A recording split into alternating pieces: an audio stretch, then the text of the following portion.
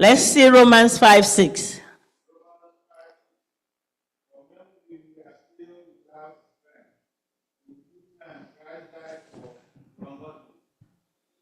Thank you.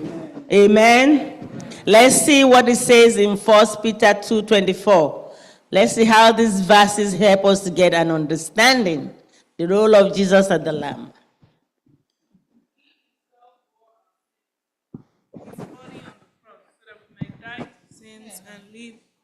Okay. Start all over again so we can hear you well, sister. Okay, it says, He himself bore our sins in his body on the cross, so that we might die to sins and live for righteousness.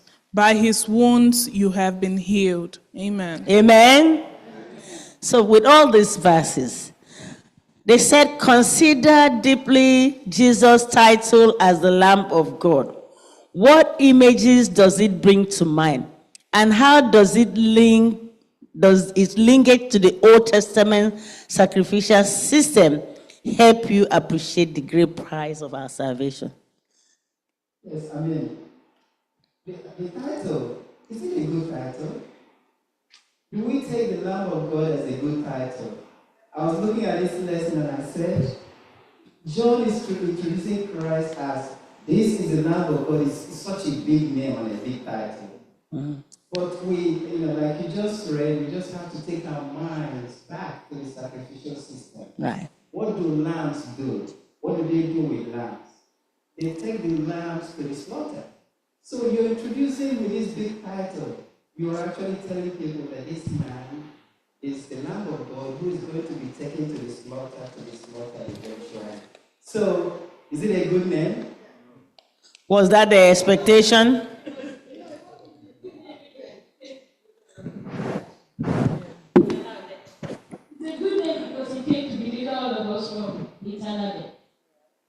Amen.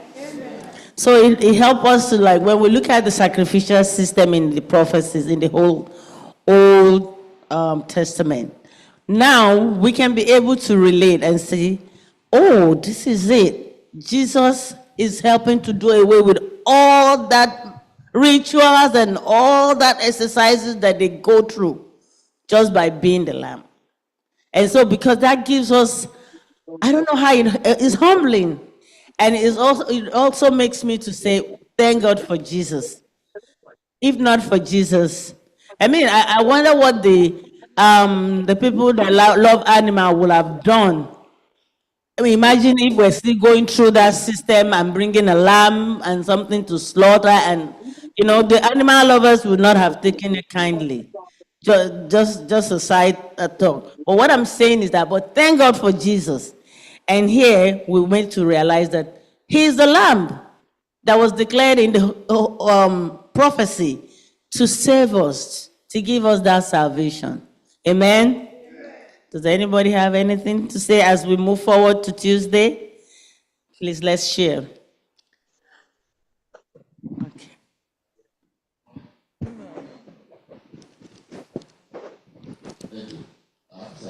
Happy Sabbath. Look at it in the way that was mentioned and another way.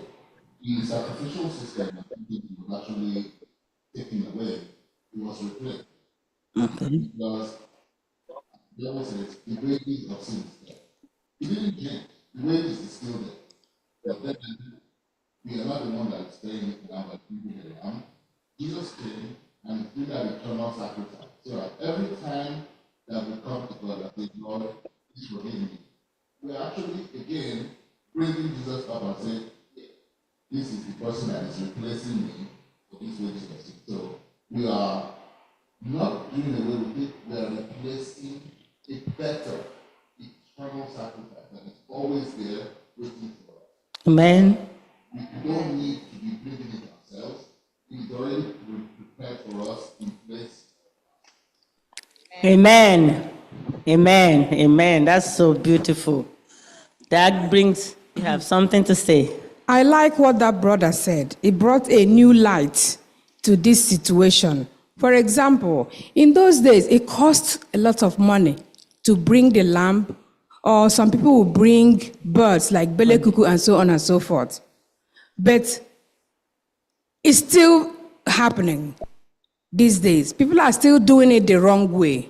So this lesson, the take home is that we should magnify the fact that that system has been displaced. And the cost now is even more expensive because what do you bring? You bring yourself. You bring your heart. It is even more difficult because what you're doing to earn it, to sacrifice, is to abandon sin.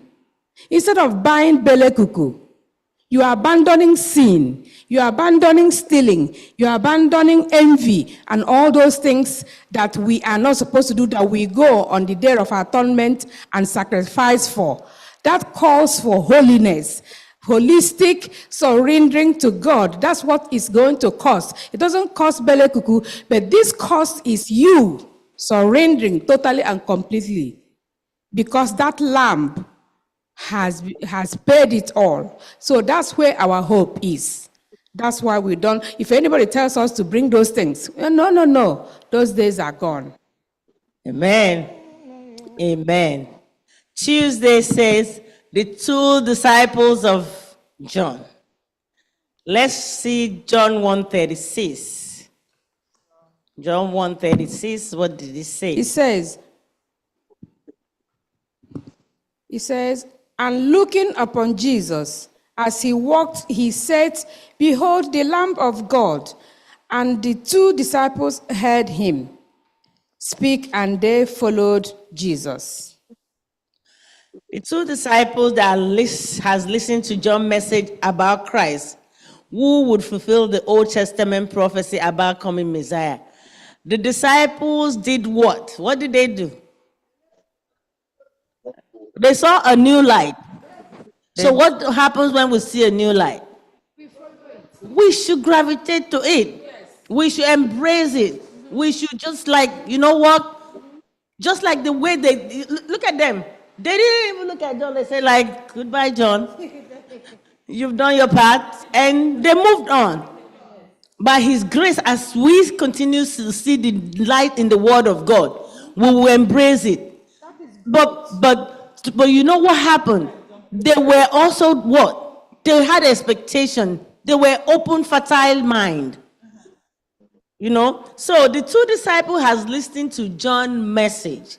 And that is what we're doing today. We're studying precept upon precept as we receive new life. We don't just totally like become complete. But we know that as we keep adding precept upon precept, we become like him. So the two disciples had listened to John's message about Christ, who will fulfill the Old Testament prophecy about coming Messiah.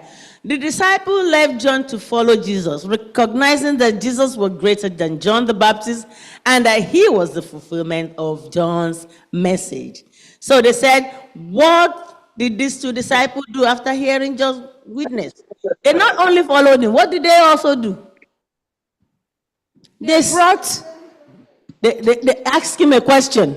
What did they say? Where do you live? Why? Where are you staying? You know, I wanted to ask that because I was really looking for, when I was studying the lesson, where Christ took them. Huh?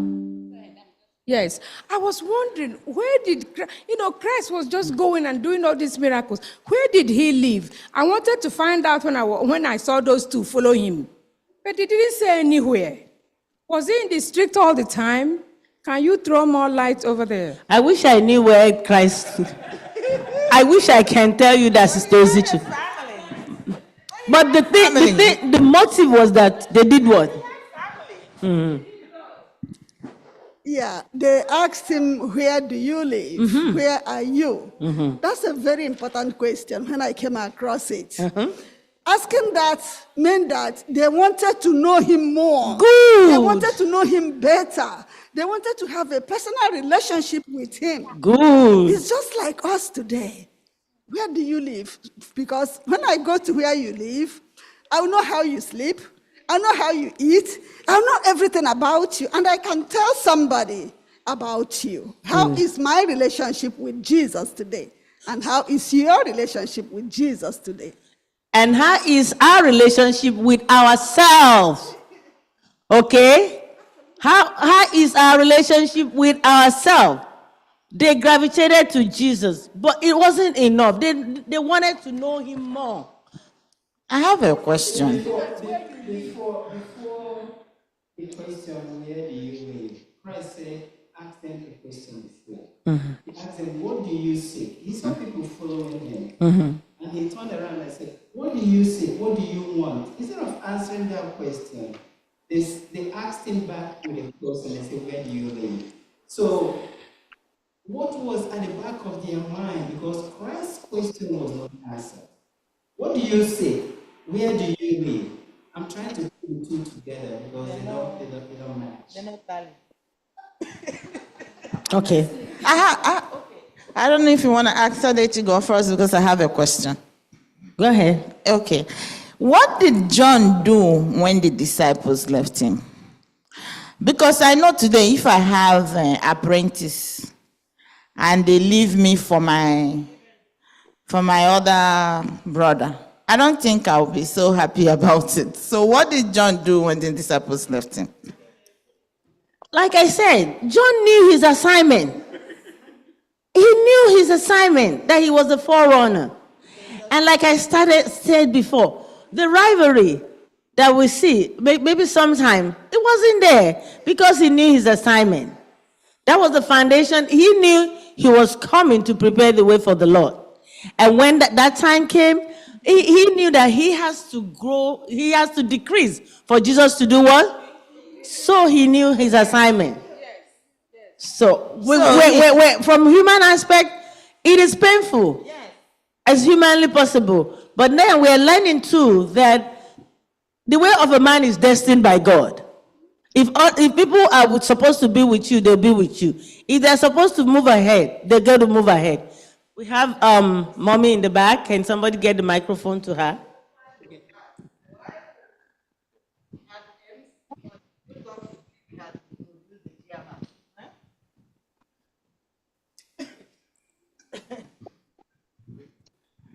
No, I just asked a question. Why will the MC of an occasion continue talking when he has already introduced the chairman and the chairman has taken his title? Good. Did you see that? Did you hear what she said? Why would an MC of an occasion continue to order the program when the chairman has taken over and is taking the order of the program? Huh? John the Baptist, like she said, if we were putting it together, was an MC. And now the chairman has taken the forum and is in order. So that's what she just told us, just a practical example. What does that tell us?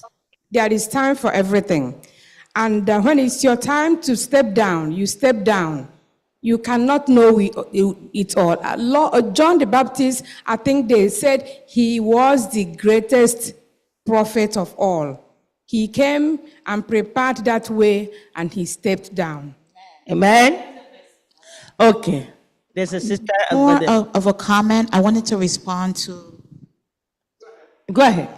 When he said, what do you seek? And they said, where do you live? Sometimes we don't know what we seek.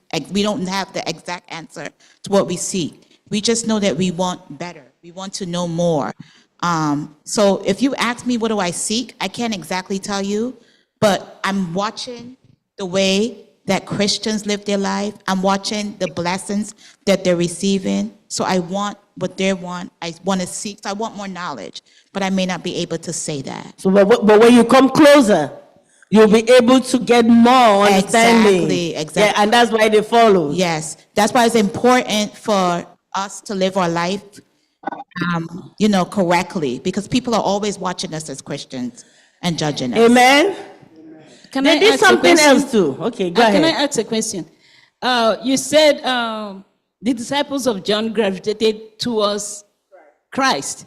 You're asking us to gravitate towards the good thing, right? At their times, we leave the good thing to gravitate to the wrong things. Because sometimes, like she said, the things you see may not look the way it is and may be deceptive.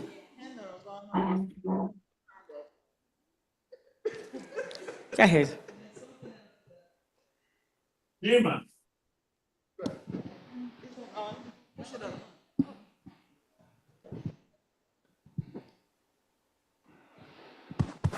There's more to that question, where do you live? Today, we see so many churches, so many ministries, more especially where we're coming from. You just get to see a pastor or someone that claims to be a man of God. Because he's done one miracle or the other, you just follow him. You don't ask. You don't try to know the roots of where he is coming from. That is why those disciples asked, where do you live? Or where do you stay? Before you follow hook, line, and sinker, you should know the roots of that person you are following. That miracle, is it real? Know the roots. Don't just see a pastor and you follow that pastor. Or you see a minister and you follow that minister. Or you see a church, you just go to that church. Know where the roots of that church lies. Amen. Amen. Sister Nancy. Amen. Sister Nancy, go ahead. Yeah, happy Sabbath. Mine was based on the issue of the disciples, John the Baptist, and after he was, introduced Christ, then the others left. Remember, there were still other people who were following John and doing their own ministry. They didn't close. Because remember, when he was in the prison, Bible mentioned that he sent his people. There was people that he sent to go and ask Christ. So irrespective of whatever ministry you've been called, that God has many people in different places that they still does their work. It doesn't mean that when you hand over, it doesn't mean that, like some of you have mentioned, if you are a leader in the church, you step down. It doesn't mean you close you stop doing the ministry. You can still do it aside whatever ministry you have been called to help out, so that the ministry doesn't die because you step down. You continue helping one way or the other in order to lift to who? God up. Because we know that John the Baptist continued doing his work. That's why he was killed. Because if he keep quiet, he might have not been killed. Remember, he was killed because of his speak the truth. He told Herod about what he was doing wrong. So the ministry continued. But remember, Christ already increasing. It doesn't mean that he stopped his work. He didn't. So we are never called to stop our work, irrespective of who is on the side. You keep on doing whatever God has called you to do, wherever you are. Thank you. Well said, Nancy. Amen. So, after that, what else did they do? They not only followed, they remained with him. They wanted to know more, but they did something too. One of them did something. So I will read this. It said, designed to be with Jesus, the two spent the day with him. Who knows what amazing things they have learned and experienced? They must have been great things, because before long, their desire was to share their experience with others. That's what they did. One of them went to do what? To bring the what? The brother. Okay? They said that that Simon, that Andrew, one of the two disciples, immediately found his brother. When we find good things, do we share? Do we share? Do we keep it to ourselves, no matter how? This is what happened here. He found a good thing. He went to find his brother and said, come and see the Messiah. You understand? This is teaching us another thing. It's very practical. He said, Simeon, Andrew, one of the two disciples, immediately found his brother Simeon and said, we have found the Messiah, which is translated the Christ. When Andrew brought his brothers to Jesus, what did Jesus say? They said there's a pattern in John. Jesus knew who he is, didn't he? Because Jesus knew who we are. He's all-knowing. And one thing in the pattern of the book of John is that they said Jesus have a way of saying, XYZ, you are this. That shows one thing. That will have given that disciple an assurance, my God, Jesus know me. He know me so well. So this is what it is. He said, he knew him, saying, you are Simon, the son of Jonah. You shall be called Cephas. Jesus knows a person is a motive in the Gospel of John. Jesus knows you and me. He knows everything about us. And as we continue to come desiring to be closer to us, he will continue to show himself to us. And as we receive the light, let us share. Let us continue to share. Look at another thing. Something else happened there. Why do you people think that they gravitated easily? Yeah, yes. If John and Andrew has possessed the unbelieving spirit of the priest, So I have to go somewhere and pay no and I've been looking for the first disciple, they responded to the Holy Spirit call in the preaching of John the Baptist. See what happened. They were already prepared by the Holy Spirit. May the Lord help us that we do not block our heart and our mind. Because sometimes we study the Bible and we say, you know what, let me play the devil's advocate. What if this? Did Jesus need to have come and died? There was no need for this. You know, we become philosophical. But here, the Holy Spirit, they possess a believing spirit. May the Lord help us to continue to possess a believing spirit, because it is very important. The purpose of studying this is not to acquire knowledge, is that we will receive Christ, who is the light, and we will share it, and the Holy Spirit will help us. So let us look at the personal application. He said, in what way has Christ and your faith in Christ changed your life? What other changes will you still like to see happen? These are personal application. In what way has it changed your life? Think about it. This is our personal application. May the Lord help us. Let us move to some other witnesses. Wednesday, we have Philip and Nathaniel. What did Philip? Sorry, I just wanted to say something. Sometimes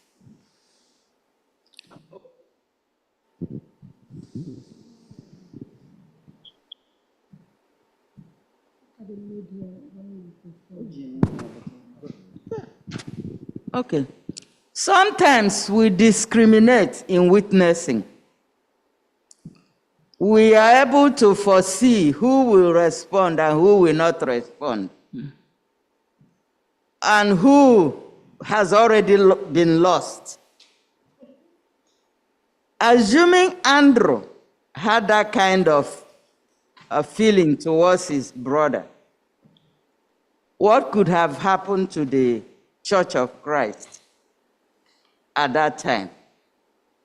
Because even though Andrew continued following Jesus, we didn't hear much about him after the 5,000 people's miracle. But Peter, who was called, became the cornerstone of the church as at that time. So I think this is a good lesson for us. According to the parable, sow the seed. You are not the one to water it. God himself will do the job. Amen. Amen. It's also very, very encouraging to know that we are reading the book of John today, who was one of the two disciples of Christ. So we are reading an account of somebody who was there from the beginning, who actually went with Christ. So there is no doubt here. He is a real witness, and we need to believe the Gospel of John. Amen. So let's see how Philip and Nathaniel, how did they witness to Christ as the Messiah? What did Philip's message reveal about his faith in Jesus already? Let's read John 1:43 to 46 quickly. John 1:43 to 46. The following day, Jesus wanted to go to Galilee, and he found Philip and said to him, "Follow me." Now Philip was from Bethsaida, the city of Andrew and Peter. Philip found Nathanael and said to him, "We have found him of whom Moses in the law and also the prophets wrote, Jesus of Nazareth, the son of Joseph." 46. And Nathanael said to him, "Can anything good come out of Nazareth?" Philip said to him, "Come and see." Did we see prejudice? It just came out. Quickly. Philip was from Bethsaida and where Andrew and Peter. He found his friend Nathanael. That's another thing. He still went to find his friend. No matter what, he went to find him. And then he did what? He introduced, like, come and see what I've seen. And here comes the prejudice. Going back to what Auntie just said over there, prejudice. But Philip called Jesus the one Moses and the prophet wrote about and added the name Jesus of Nazareth. His reference to Nazareth set off a sharp reaction from his friend. Maybe we are like that. Oh, where are you from? You are from this place. Oh, that little town. Oh, who are you? We want to associate with people that have names, that come from influential places, and this is what they were expecting Jesus to be from.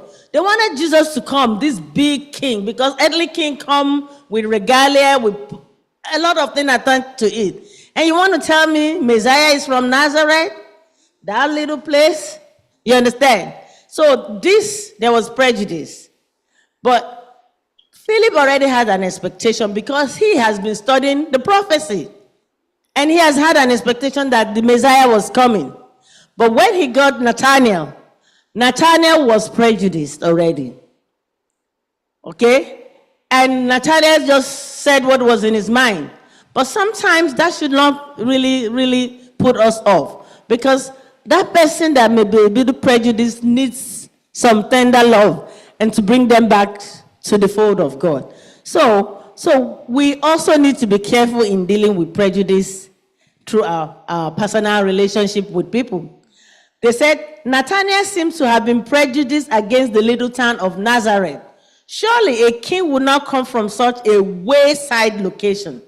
Prejudice easily blinds the eyes from seeing people for what they are and what they really worth. Let us pray against our prejudices. And it goes a long way. They said the proper way to deal with prejudice is to do what? Invite the individual to the truth personally so that they can do what? They can have experience themselves. Sometimes when you keep talking, it may not do anything. Just say, come and see. Come and experience. Have a personal touch yourself. Not from what I'm saying, because maybe what I'm saying is different from what I'm living. And that is not convincing. Because I may say all the good things and I'm not living it. But if you invite the person and say, come and see, and they have a personal experience, that will go a long way. Jesus told Nathanael, what did Jesus do to Nathanael? Nathanael didn't have good word about Jesus. But was Jesus like Nathanael? Was Jesus like Nathanael? No, he wasn't. Jesus wasn't like Nathanael. So can you expand on that? Because how can Christ say that he is an Israelite that without deceit or in whom there is no girl or something? I was confused when I was over there because deceit, yes. It's kind of confused me. Okay. How can Christ be complimenting Nathanael, this prejudiced man who is talking down on Nazareth and yes. The way I see it is that just we see in our community, they will tell you, this person will say what is in their mind and they say it out the way it is. Okay? They are not like this. When it comes to say, they stand this way and say, oh, I'm for this. And then they jump here. Nathanael said what was in his mind, which was good to be able to allow him to do what? So he said what is in his mind. This is what he felt, and he said it out the way it is. Yeah, and that was true. Knowing the history of can anything good come out of Nazareth? Knowing the history of Nazareth. That was true. They said they didn't have good reputation because of their location. So Nathanael said exactly how it was. And that was why Christ commended him for saying it. Remember, Christ knows his heart, knows where he was coming from. So, Nathanael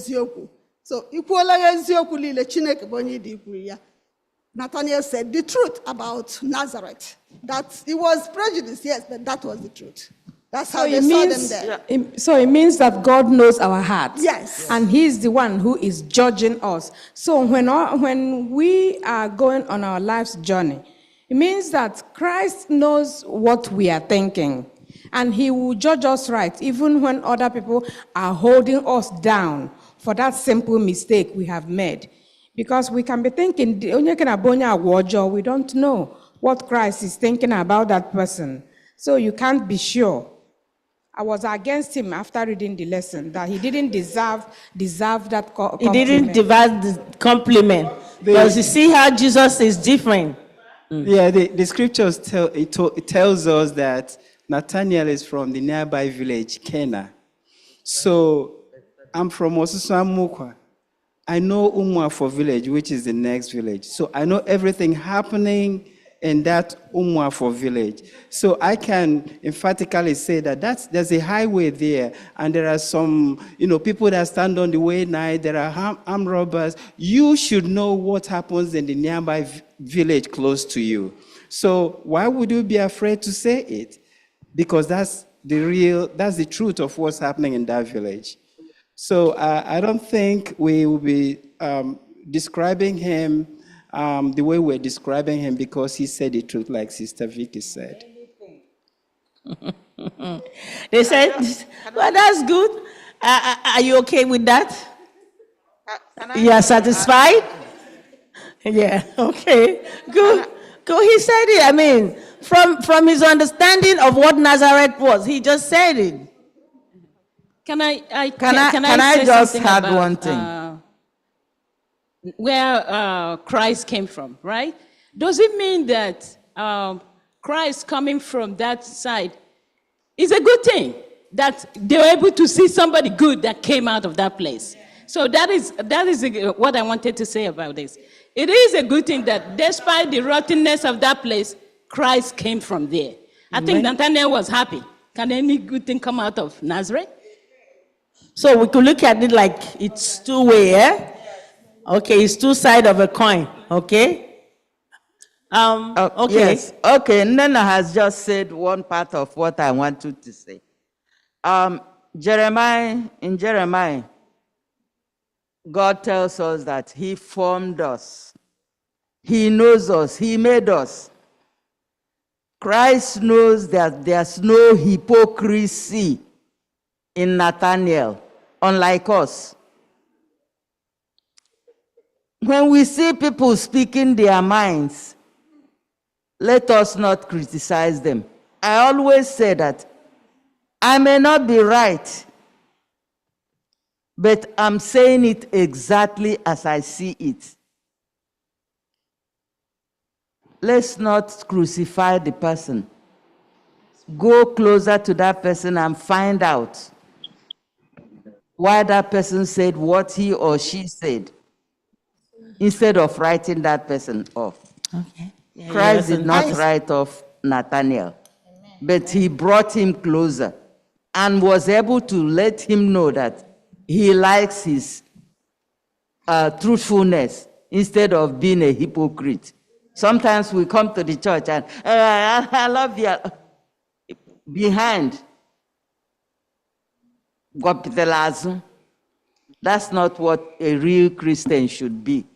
What you are telling me should be what you say behind. Amen. Amen. My own contribution is that we should be like Jesus. So that when they say, so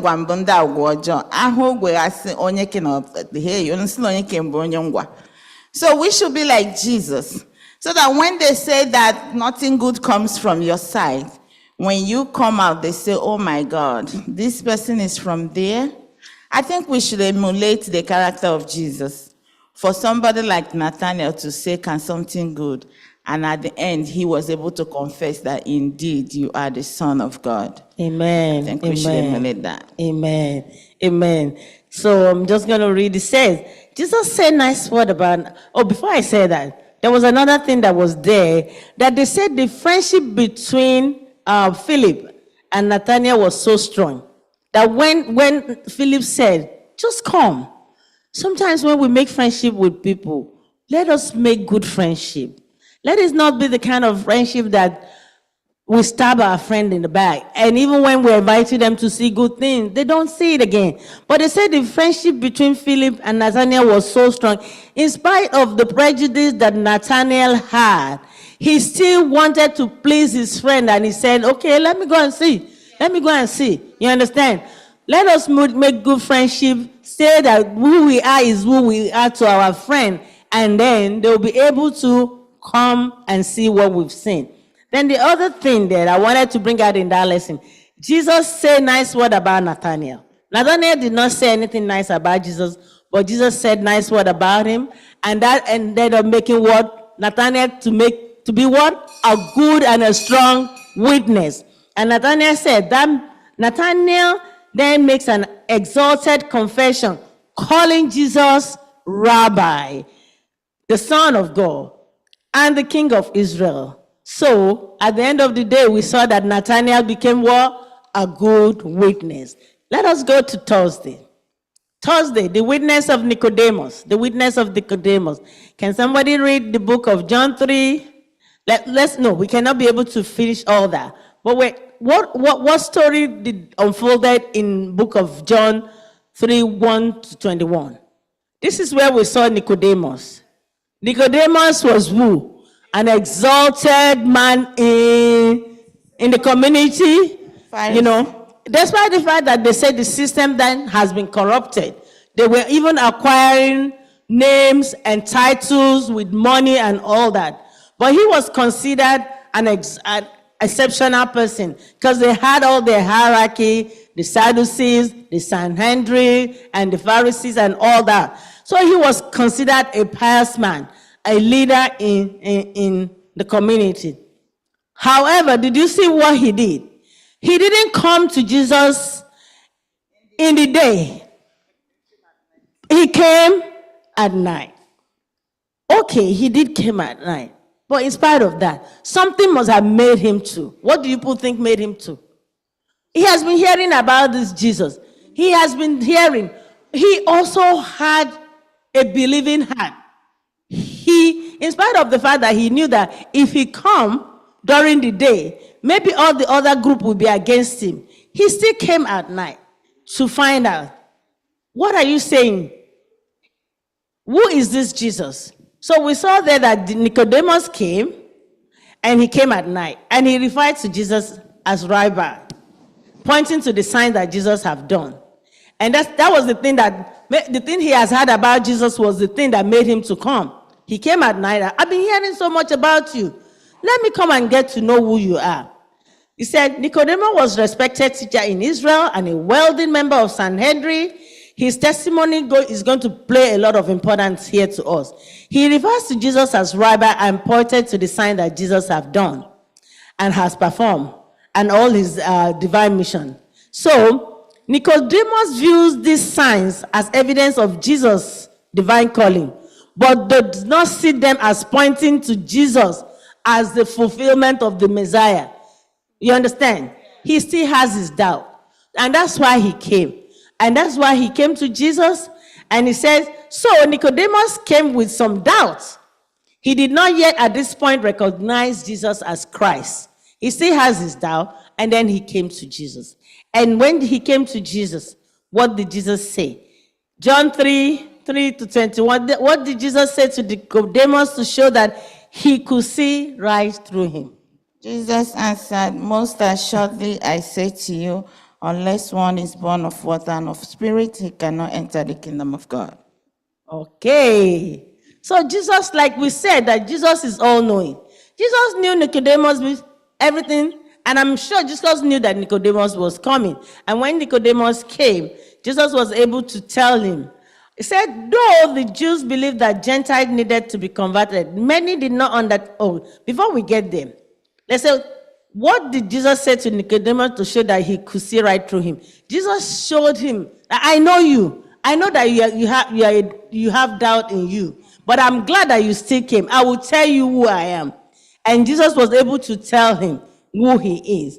Jesus knows the heart of each individual. In his response to Nicodemus, he may seem to be abrupt. He goes directly to the issue. He told him directly. He didn't sway. He told him what was in it, that he had doubt, but he will show him who he is. Then he said, he declared that Jesus was the master. He did, but however, he had his doubts. And that is why he came to Jesus, because so that Jesus can tell him. And then Jesus was able to tell him that no one is born saved. The person has to be what?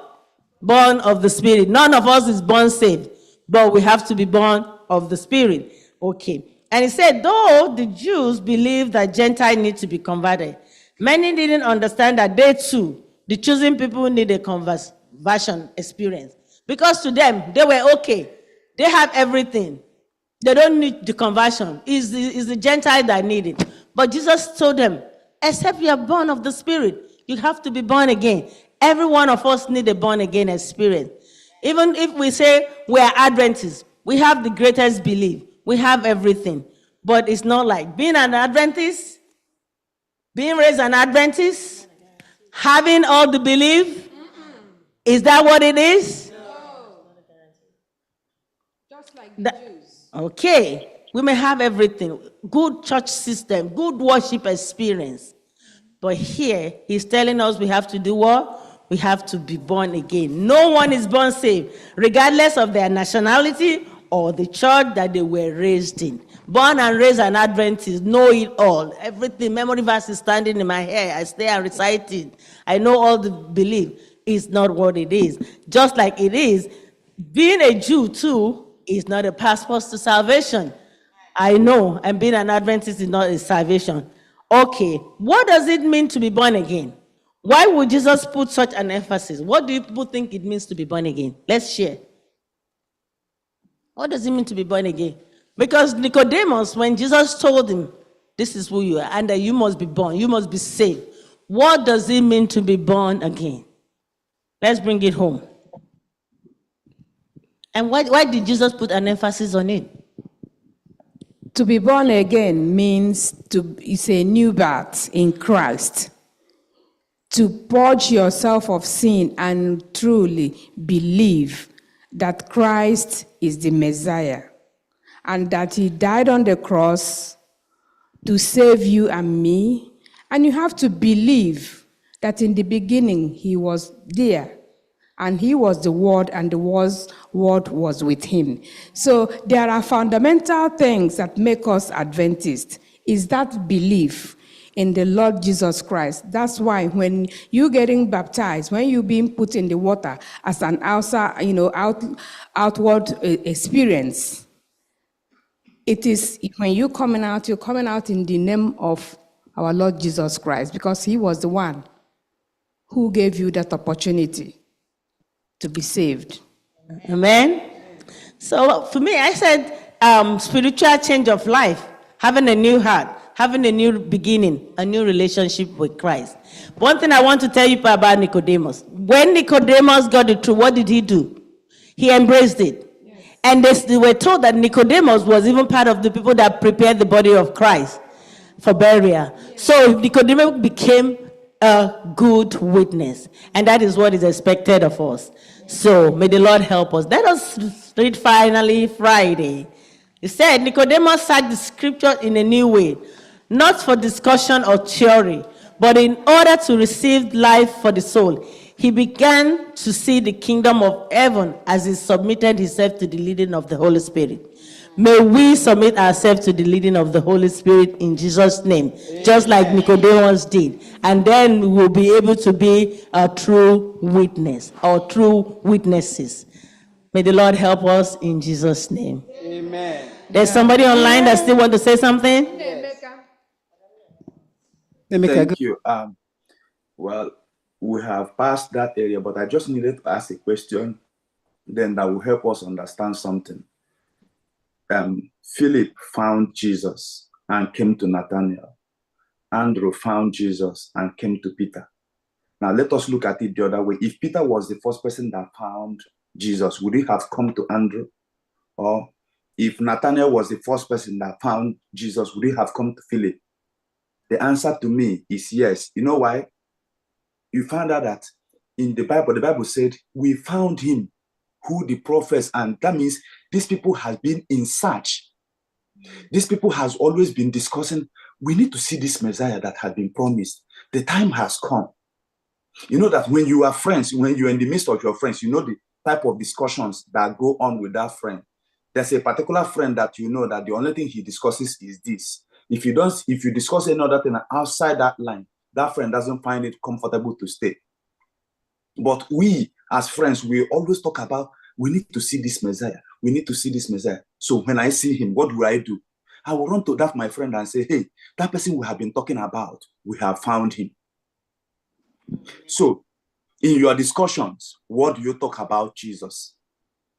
What do you discuss with your friends that will make you run to that friend when you find the light? Thank you. Amen. As we continue this quarter, may the Lord help us to be the witnesses that we should be in Jesus' name.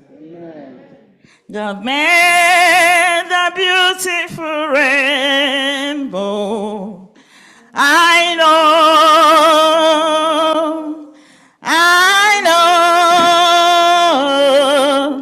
God made the beautiful rainbow. That's why I love him so. Amen. You know, when your boss is standing and talking, you are sitting down and nodding. That means you are so proud. Yes, that was my boss, okay? Amen. And she did a good job, right? We pray that the Lord will continue to bless you, Dachi, and bless your ministry in Jesus' name. Amen. After the lesson, I stand here for what? Sabbath school expense offering. Yes. Like we all know, Sabbath school expense offering is the offering that we collect, that we use to support the affairs of the Sabbath school. If you have not gotten your pamphlet by now, I urge you to meet them now. We still have spare copies so that you can grab one. Please dip your hand in your pocket and support us. And also for those online, we have a Zelle account. The number is 929-777-1752. 929-777-1752.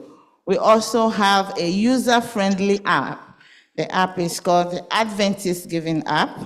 Any of these channels that you can use, please make use of one. And as you do that, I pray that the Lord will continue to provide for you in the name of Jesus. Amen. I'll be singing this song by Linda Rondo. While you stand up and put your money here. Life is so easy when you are up on the mountain. You've got peace of mind like you never known. But things change when you are down in the valley. Don't lose faith, for you are never alone. For the God of the mountain is the God in the valley. When things go wrong, you make them right. And the God in the good times is the God in the bad times. The God of the day is the God in the night. You talk of faith when you're up on the mountain, but talk comes so easy when life is at its best. Now is time in the valley. That's where your faith is really put to test. For the God of the mountain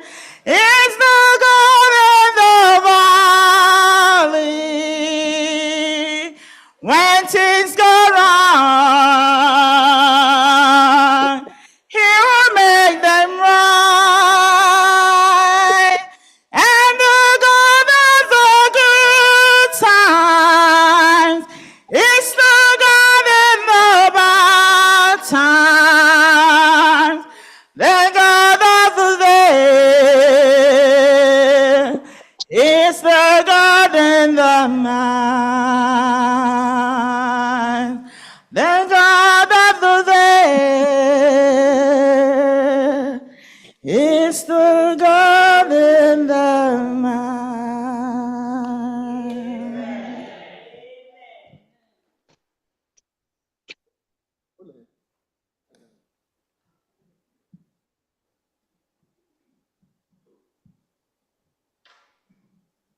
I was trying to do something, but I was not able to. But it's okay. I'll wing it. I'll wing it. Wow. Something that we keep talking about, right? Themes in the Gospel of John. But the lesson of this week is very, very important. Witnessing, right? And sometimes we assume that witnessing has to do with going to the side of the street and preaching. Sometimes we believe that witnessing is when you stand in the bus, like they do back home in Nigeria, and you're holding your Bible, and that's witnessing. It is, but that's not all there is to witnessing, right? Witnessing is how you live your life, and how your life makes an impact, and how your life shines a light to God. Like Brother Nemeka said, that do we think that if it was the other way around, that it was the other people who heard about Christ first, would they go and call? Yes, they will. Because it's been their way of life.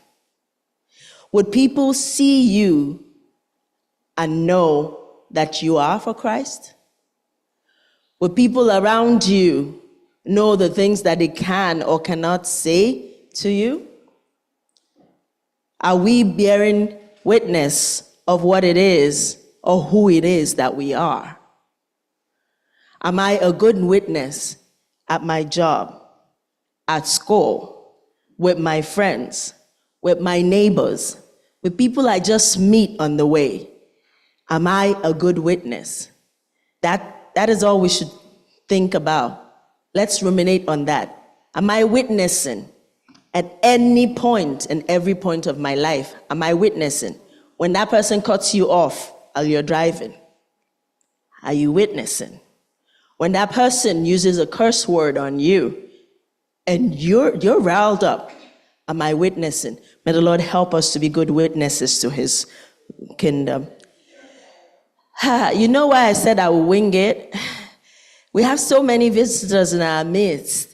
And while I was trying to do my recon work and go and get names, time was not on my side. So it's okay. It's all right. I was able to get a few names, but I'm not going to read everybody's name. What I'm going to do is I'm just going to call the whole family. There's a lot of the Ebere family came to worship with us today. Can you please stand up, and the people near them, I'm coming to every family. I'll be calling you the Ebere family. Elder Chinwendu Ebere, Sister Nkechi Ebere, Uchechukwu Chisom, Chukwudi. Everybody, please stand up.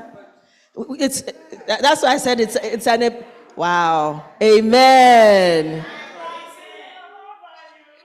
The glory of the Lord, you are welcome in the name of the Lord. You are welcome in the name of the Lord.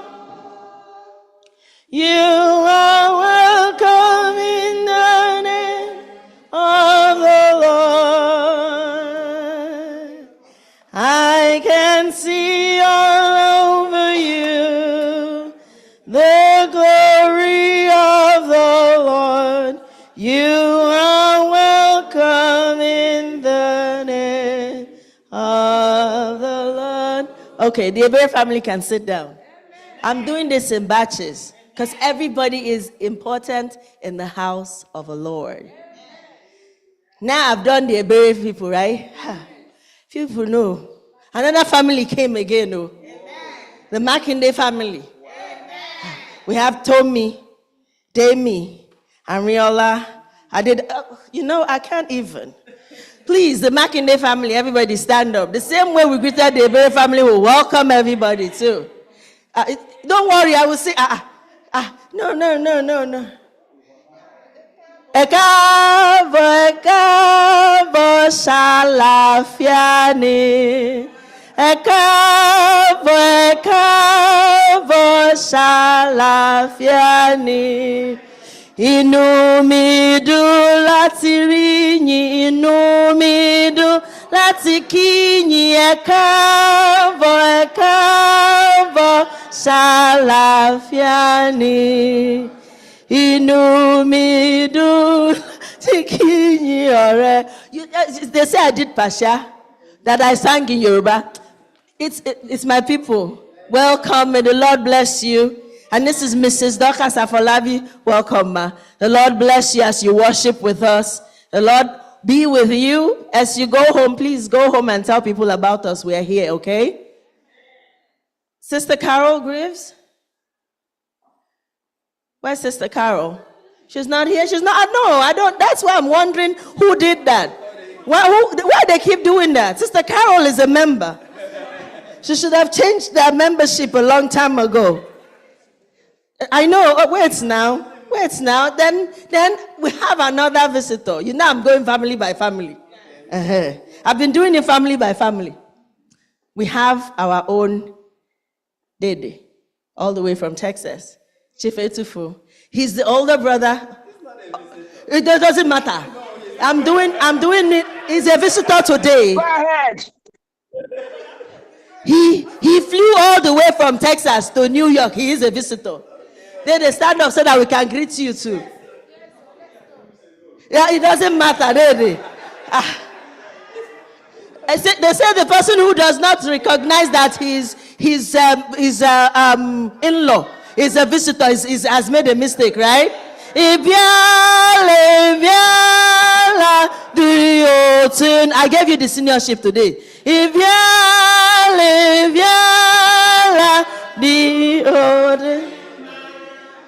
Obi ni mutikele, obi ni mutikele, ibiala uladima, obi ni mutikele giyeyim.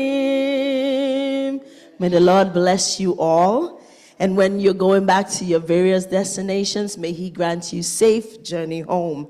Please tell people that we're here in the corner of Mount Vernon, and may they come and worship with us. May the Lord bless us all in Jesus' name. Amen.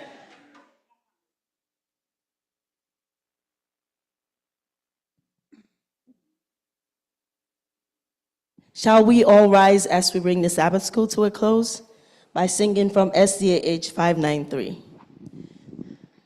Young homes and grapes not solely dry. In times like these, you need a Savior. In times like these, you need an anchor. Be very sure. Be very sure.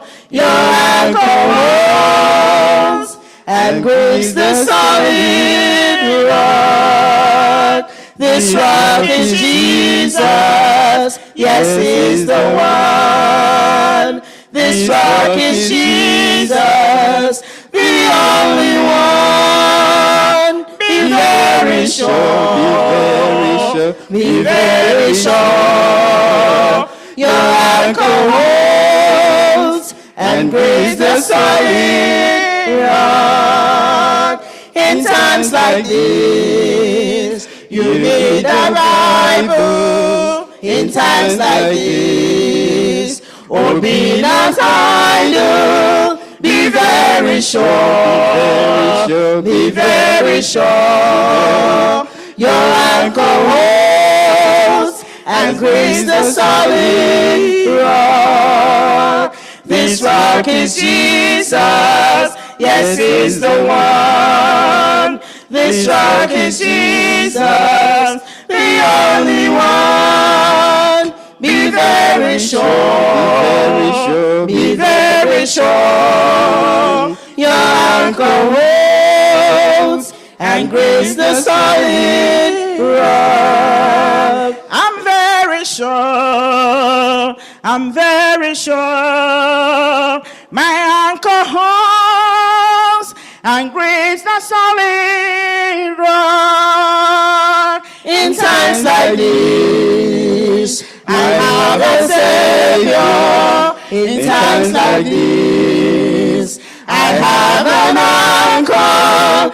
I'm very sure, I'm very sure, my anchor holds and grace the solid rock. This rock is Jesus, yes, he's the one. This rock is Jesus, the only one. I'm very sure,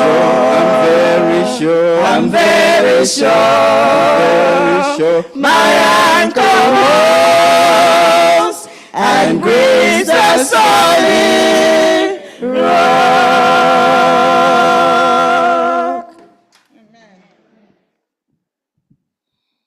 Amen. Let us pray. Thank you, Father, for bringing us together to worship you. Thank you that led us far and near to come and tabernacle with you today. Thank you for the lesson we learned today. More importantly, come and see. You are inviting us. From the foundation of the world, you've sent away this invitation, and you're also sending it again today, that we should come and behold the Lamb of God. So, Lord, we thank you for this great introduction. It is left for us to accept that Lamb of God at this time. I pray in the name of Jesus that all who have gathered here today and those who are online, that they will accept that name of Jesus. Thank you, Father, for your blessings. May you continue to abide with us throughout our service today. We ask in Jesus' mighty name.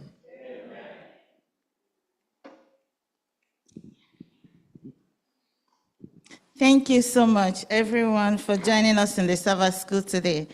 I was so happy today. When I came in here, I saw a huge number of people who were already seated in the sanctuary of the Lord. I pray that the Lord will continue to be with you in Jesus' name. Next Saturday, we'll be studying lesson number 5, and it's titled The Testimony of the Samaritans. The Testimony of the Samaritans. The Bible, the memory text is selected from John chapter 4, verse 42. John 4, verse 42. As you go home this week, please take your time to study the lesson, so that when we come here on Saturday, you will have some contributions that we will all reflect on. I pray that the Lord Almighty will continue to be with you. I thank those who joined us online today, those who came here in person, and those who have joined us in any of the platforms that we have. Join us still same time next Saturday, 9:30 a.m. is the Sabbath School, and I pray the Lord will keep you safe, you and your families, till you meet us again here, same place, same station. May the Lord be with you all in Jesus' name. We welcome you to Sabbath School. Happy Sabbath day. We are happy that you are Happy here. Sabbath day. Happy Sabbath day. Happy Sabbath day. Happy Sabbath day. Happy Sabbath day. To you all. Till we meet again.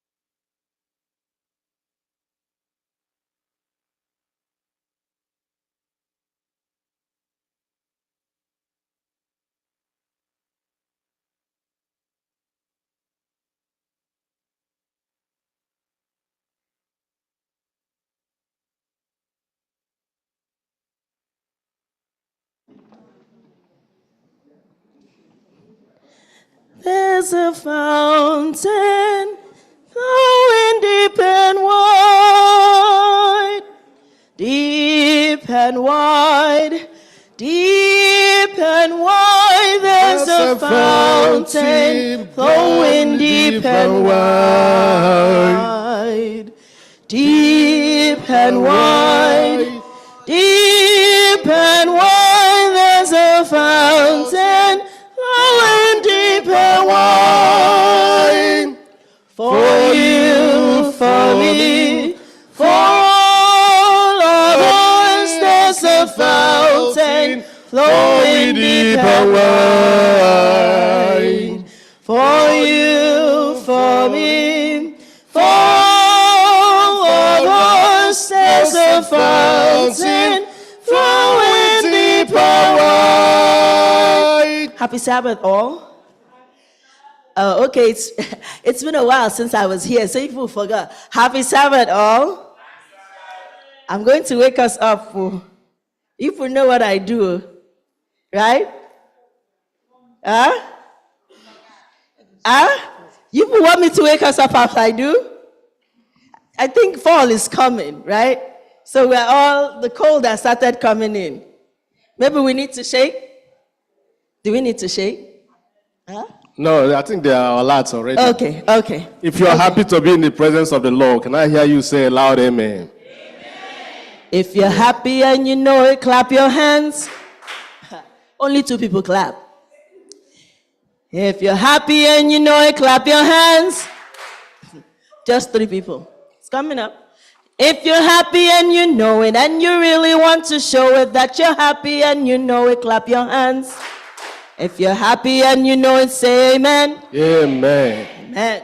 If you're happy and you know it, say amen. Amen. If you're happy and you know it, and you really want to show it that you're happy and you know it, say amen. Amen. My hands are filled with the blessings of the Lord. With the blessings of the Lord. My hands are filled. My hands are filled with the blessings of the Lord. With the blessings of the Lord. So anyone I touch, surely will be blessed. Don't sit down to touch it. My hands are filled with the blessings of the Lord. I come to rule. I come to rule. Nangazinke Chineke. Nangazinke Chineke. I come to rule. I come to rule. Nangazinke Chineke. Nangazinke Chineke. Emeturaka. Ngozi gadiriya. I come to rule. Nangazinke Chineke. Oh, amiko. Uibuku Oluwa. Nangazinke Chineke. Oh, amiko. Uibuku Oluwa. Nangazinke Chineke. Emeturaka. Ngozi gadiriya.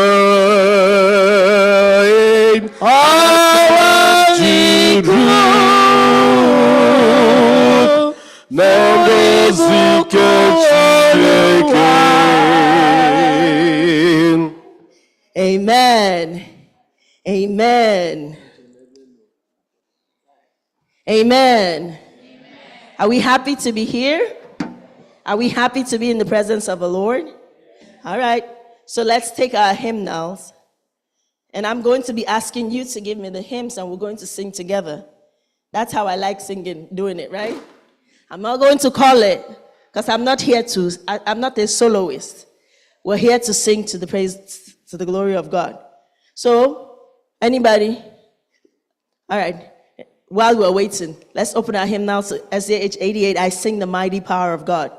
I sing the mighty power of God. I sing the mighty power of God that makes the mountains rise, that spread the flowing seas abroad and built the lofty skies. I sing the wisdom that ordained the sun to rule the day. The moon shines full at his command, and all the stars obey. Pick up your hymnals, open your phones. I know you have them. I sing the goodness of the Lord that filled the earth with food. He formed the creatures with his word and then pronounced them good. Lord, how thy wonders are displayed where I turn mine eyes. If I saw the ground I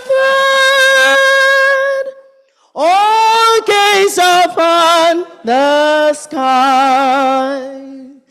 There's not a plant or flower below, but makes thy glories known. And clouds arise and tempests blow by order from thy throne. Creatures that borrow life from thee are subject to thy care. There's not a place where we can flee, but God is present there. Amen. 99. SDA 99.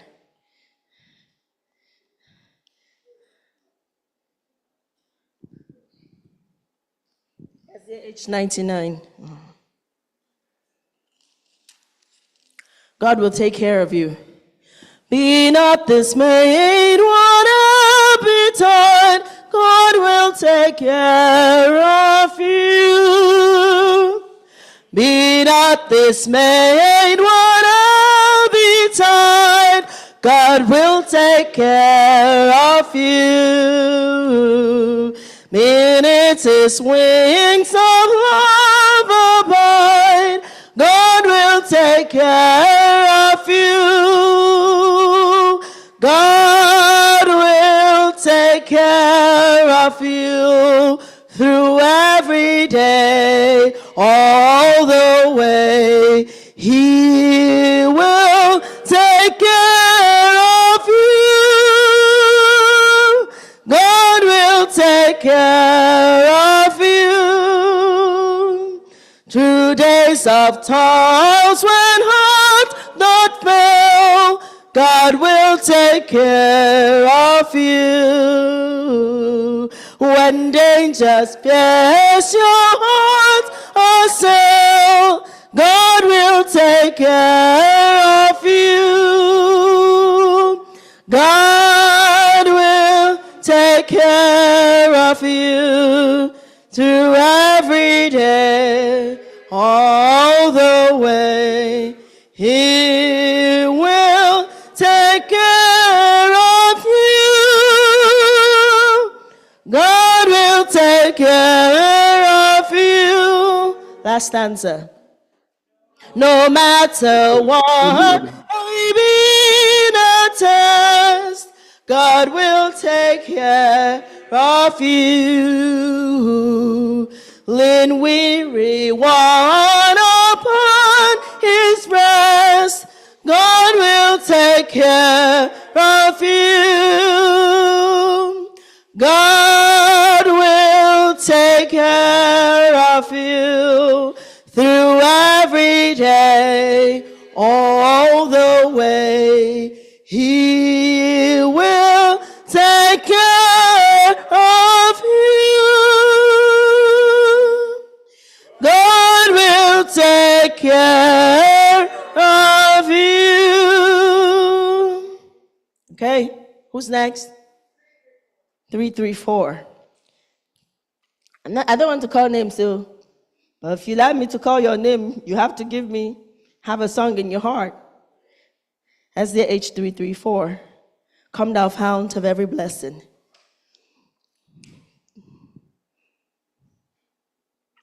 Come thou fount of every blessing.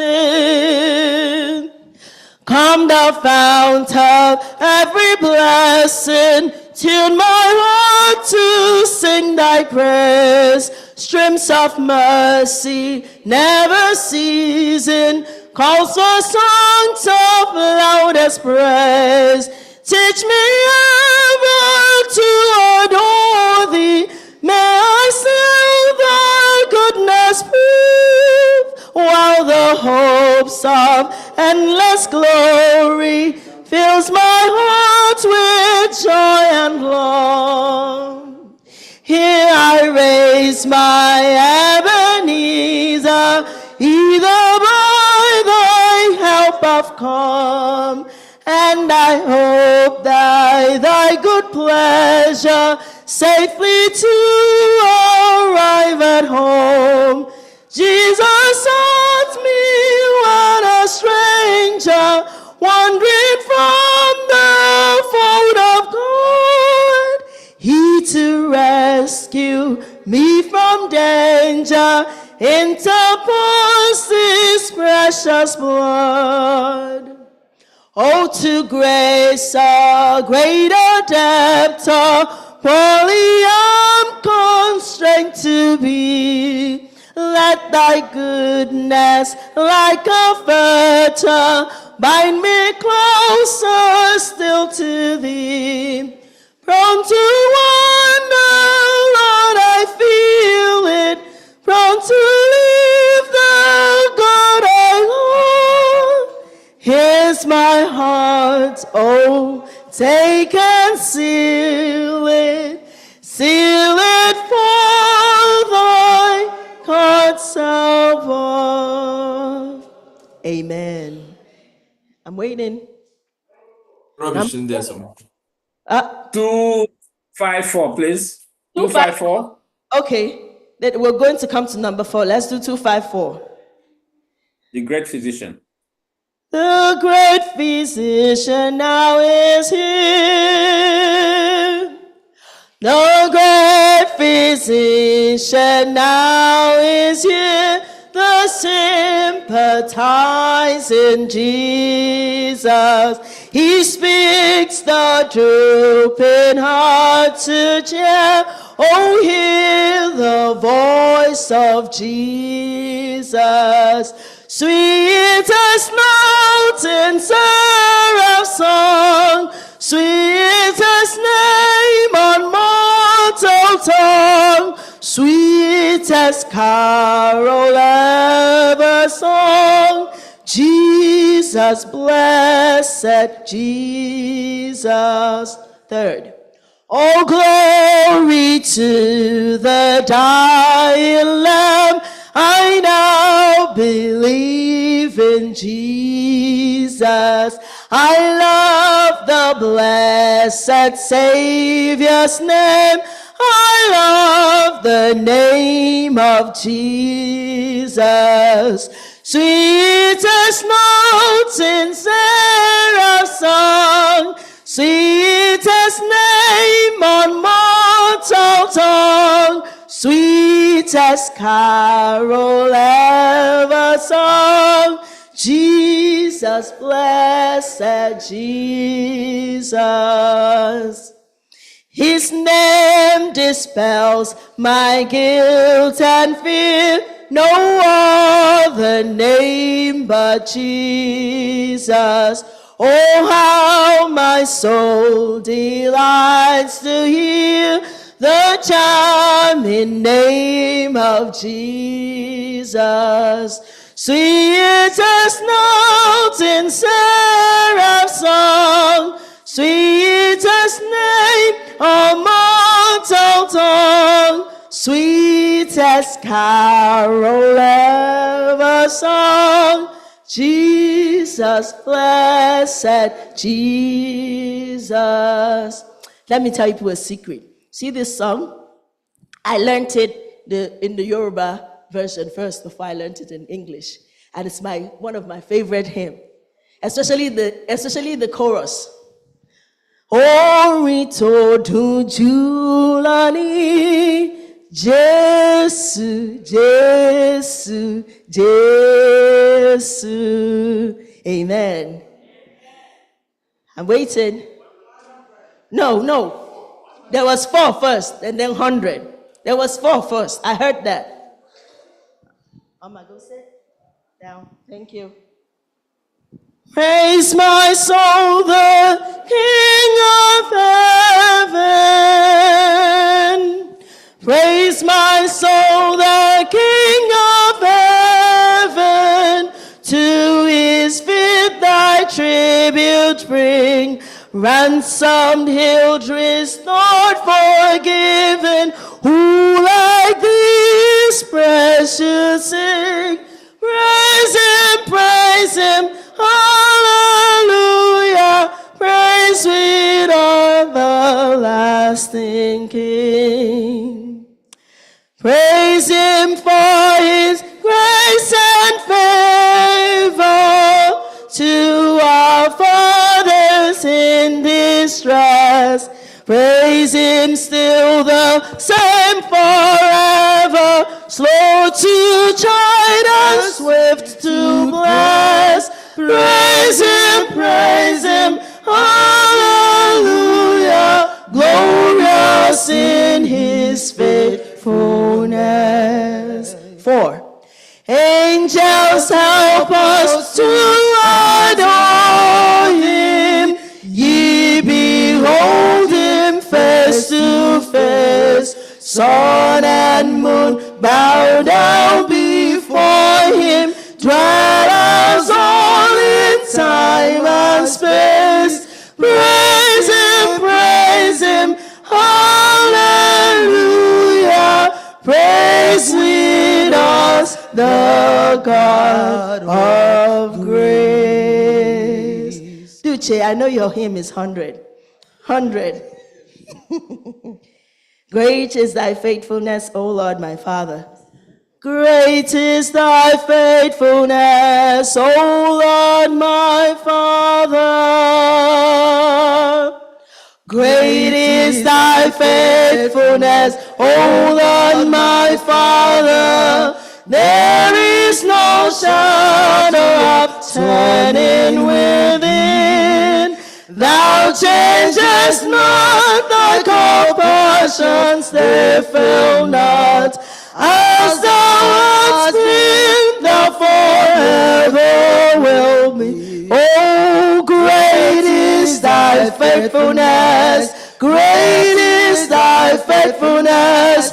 Morning by morning, new mercies I see. All I have needed, thy hands has provided. Great is thy faithfulness, Lord, unto me. Summer and winter and springtime and harvest, sun, moon, and stars in their courses above, join with all nature in manifold witness to thy great faithfulness, mercy, and love. So great is thy faithfulness, great is thy faithfulness.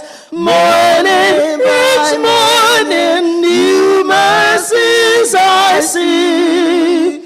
All I have needed, thy hands have provided.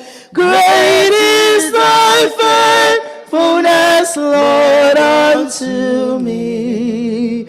And unforeseen, and the peace that endureth, thine own dear presence to cheer and to guide. Strength for today and bright hopes for tomorrow. Blessings all mine with 10,000 beside. So great, great is thy faithfulness. Morning by morning, new mercies I see. And all I have needed, thy hands have provided. Great is thy faithfulness, Lord, unto me. Mami Alaze? Okay. 5 to 3. Okay, we'll sing 5 to 3. 5 to 3. No, after we sing the one in the church, then we'll sing 5, 2, 3. 34. SDH 34.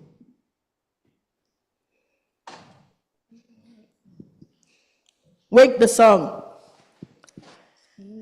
Give us the tune.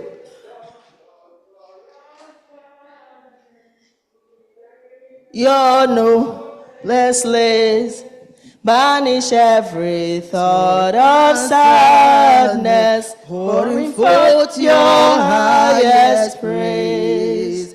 Sing to him who's care. Praise to meet whose loving voice has taught us of the way to Jesus' feet. Wake the song, the song of joy and gladness. Wake the song, the song of jubilee. Joyfully with songs and banners, we will greet the festal day. Shout aloud our glad hosannas and our grateful homage pay. We will chant our Savior's glory, while our thoughts we raise above, telling still the old story, precious theme, redeeming love. Wake the song, the song of joy and gladness. Wake the song, the song of jubilee. I'm going to stop it because I want these children to give me one. So, Chris, what's your 63? SDH 63. 663? 633. SDH 633. We're going to sing one verse from each of their songs because I want them to get involved. 633. When we all get to heaven, sing the wondrous love of Jesus. Sing the wondrous love of Jesus. Sing his mercy and his grace. In the mansion bright and blessed, he'll prepare for us a place. When we all get to heaven, what a day of rejoicing that will be. When we all see Jesus, we'll sing and shout the victory. Amen. Ada? 88. We just sang 88. Yes, my love. Yes. 98. She said 98. Quickly, I want them to be involved as we are. 98. Did you say 98? You sure? Can you count the stars? All right. Come on, lead us in the... Come on. It's a song service for everybody, not just the adults. Can you count the stars that brightly twinkle in the midnight sky? Can you count the clouds so quietly o'er the meadows floating by? God, the Lord doth mark their number with his eyes that never slumber. He hath made them every one. He hath made them every one. Amen. Ben, what's your own? What's your own song, Benny? 300. Quickly, quickly, before the choir is ready. 300. Rock of Ages. Rock of Ages, clap for me. Let me. Oh, okay. Let's quickly sing just one stanza and then you guys can come in. Rock of Ages, clap for me. Or Rock of Ages, clap for me. Rock of Ages, clap for me. Let me hide myself in thee.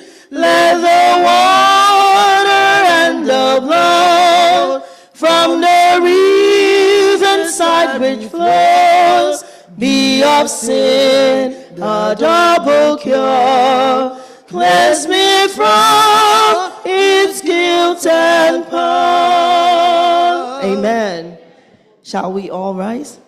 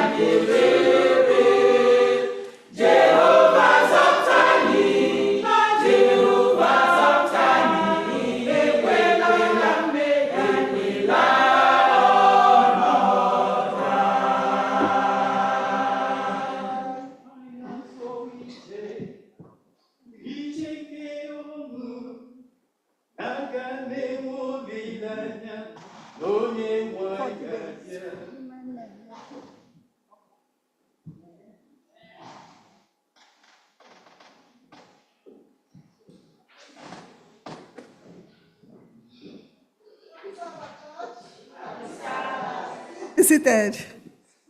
The Lord is good and all the time, and that is his nature. We just have a few announcements for today. There's going to be men's ministries meeting tomorrow at 10 o'clock, and the host will be Deacon Ihan Ezekiel. Also tomorrow, the women will have their meeting, AWM. Please, every woman is required to be present. Please try to make it there. It should be on the Zoom at 10 o'clock. Amen? Amen. Our 40 days of prayer, our work in the wilderness of this earth has been going on. We will complete the 2 weeks today. Amen? Amen. If you haven't been opportuned to log in, please try to do so. Pastor Makinde has been walking us through this wilderness. God has been using him mightily.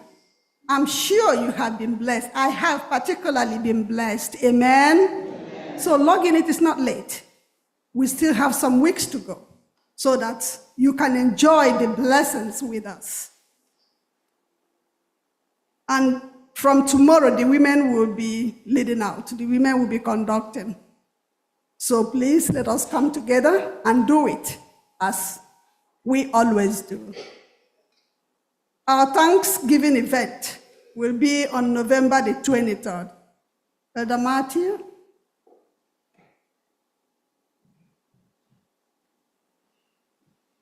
Just highlight on it. Thank you.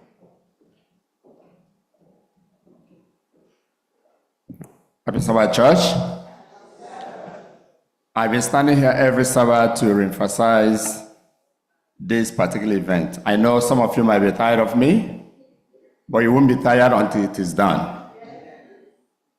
The church wants to have an event, Thanksgiving and appreciation event for you, because the church recognizes that you've been doing a wonderful job. They want to invite you over and let you come together and have a day that we all can sit down. Everything doesn't have to be in a church setting. And all we're asking, just $50 for members and $75 for visitors. I want you to come in, you sit down, you'll be served. The women don't have to cook. Bring your visitors, bring your friends, bring your children, so that we can all mingle together as brothers and sisters. And we ask you to be part of it. We don't want to miss anyone. Because what's going to happen at the end of the day, by 15th of November, we will stop making this announcement. We have to make an arrangement with the event place. So we don't want you to come and say to us, oh, I didn't know, he didn't remind me. That's why we want to let everyone come now, contribute, give us what you need.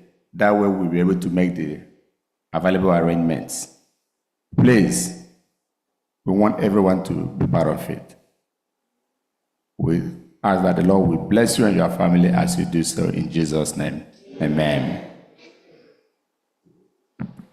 So if there are more announcements, our first elder will bring them to us. I pray God to be with us today as we continue to worship him in truth and in spirit. In Jesus' name. Amen.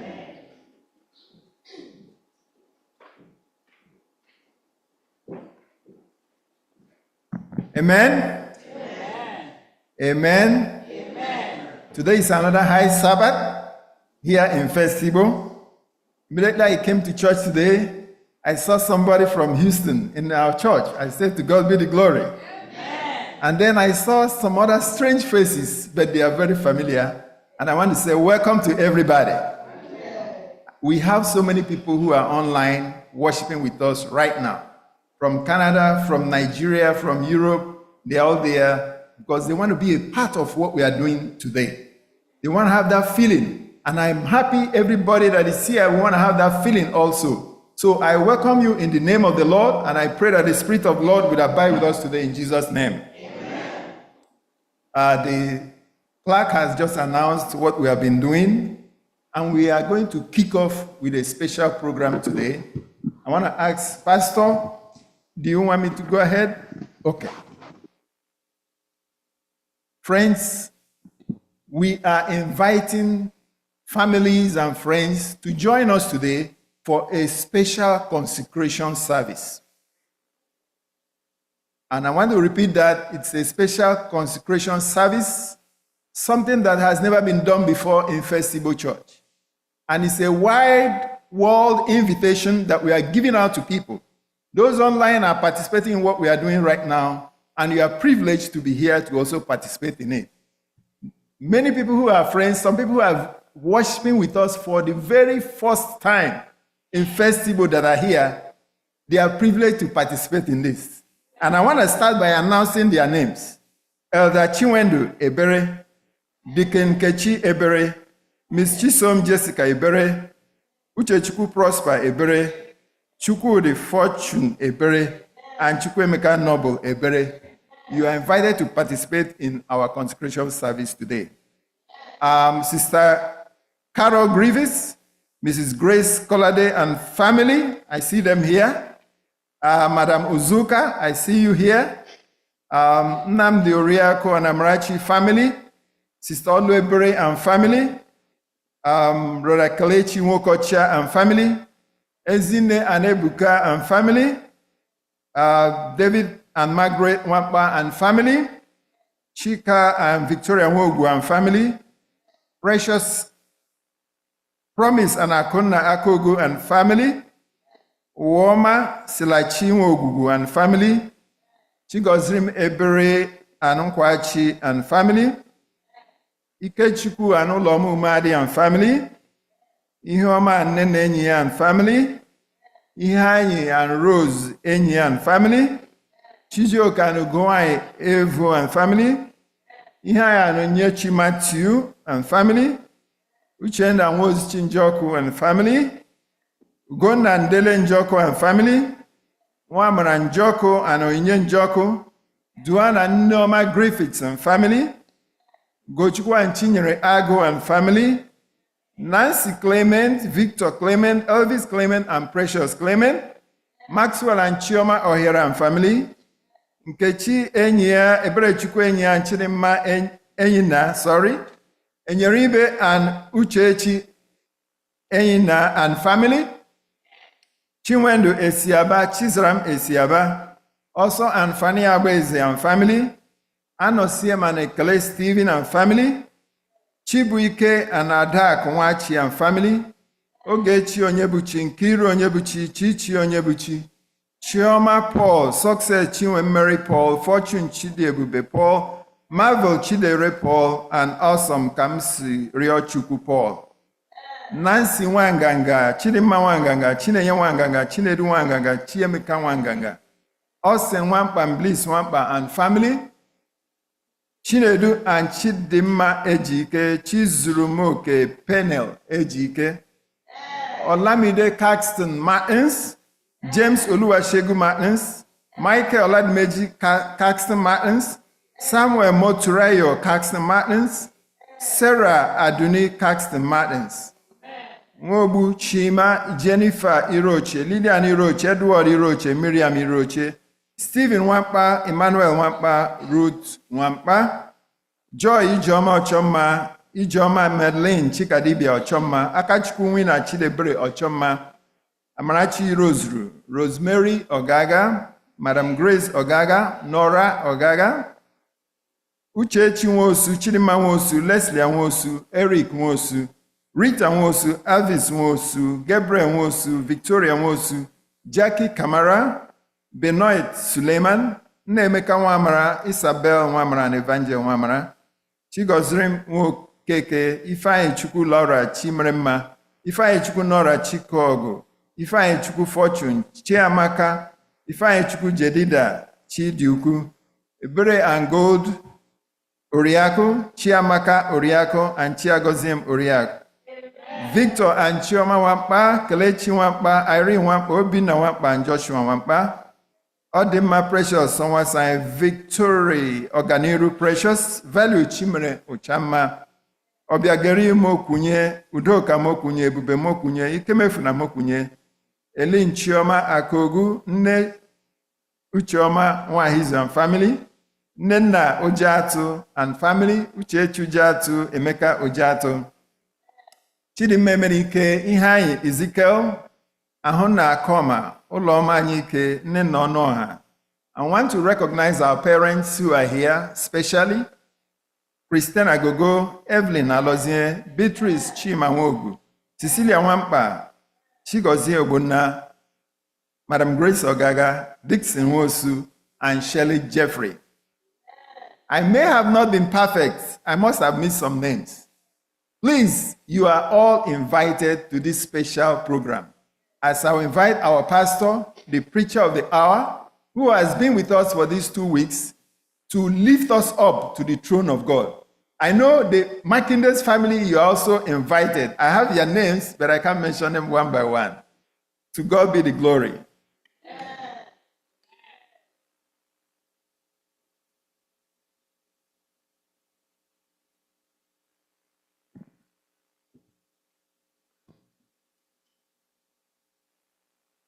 Whisper a prayer in the morning.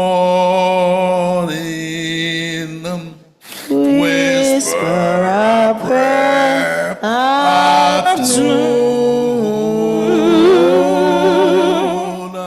Whisper a prayer in the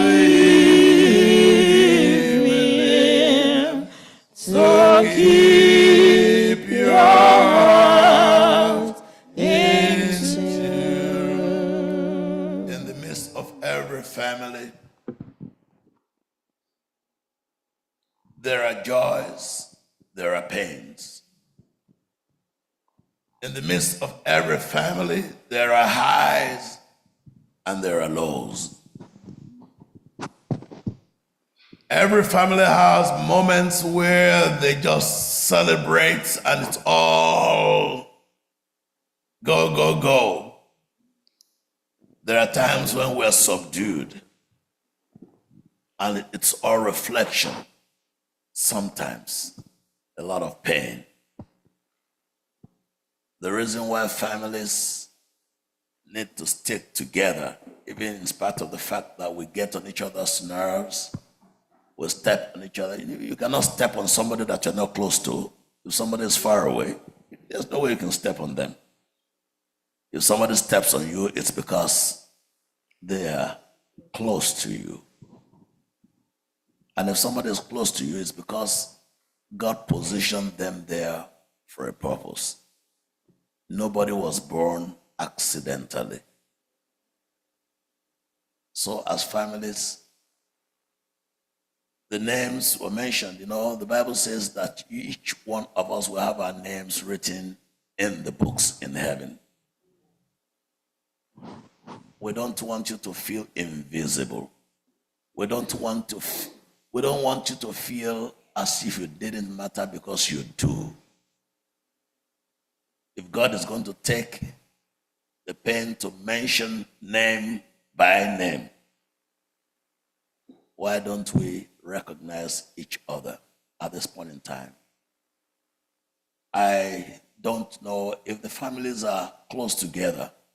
We're just going to stand, hold the member of your family, look for each other wherever you are. Those online, you may not be here.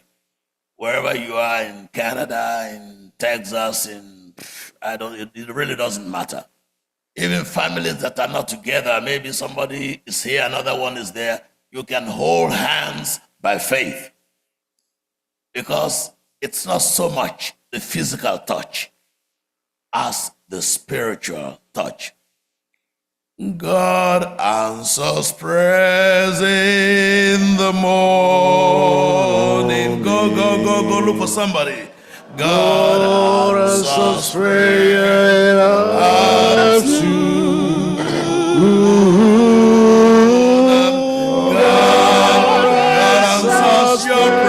in the evening.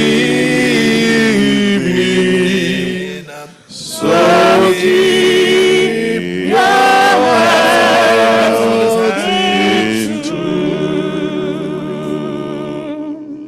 Chiwoba Njoko, can you come? We are happy to see you. Brother Kechuku Etufu and family. Sister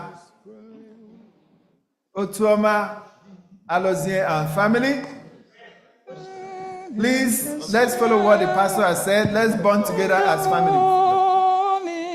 Yes, you hold hands. Don't do it symbolically. It doesn't matter if you didn't talk to each other before you came to church this morning. It doesn't matter if, look, the devil doesn't want you talking to each other anyhow. But you are in the house of your Father. We are a family. And that's because Jesus may come in the morning. That's why we need to stand together. Jesus may come at noon. Oh my Jesus may come in the evening. So keep your heart in tune. Right after the service, at the end of the divine service, special prayer needs will be met. If you're not here physically, in your homes, send those prayer points to the pastor. You know, we are not a community of saints. We are sinners just forgiven. We are sinners who have met with favor from the everlasting God of peace. And because of today, by virtue of the fact that the Sabbath is a day of rest from every affliction that drove you from the presence of God, God is giving you rest today.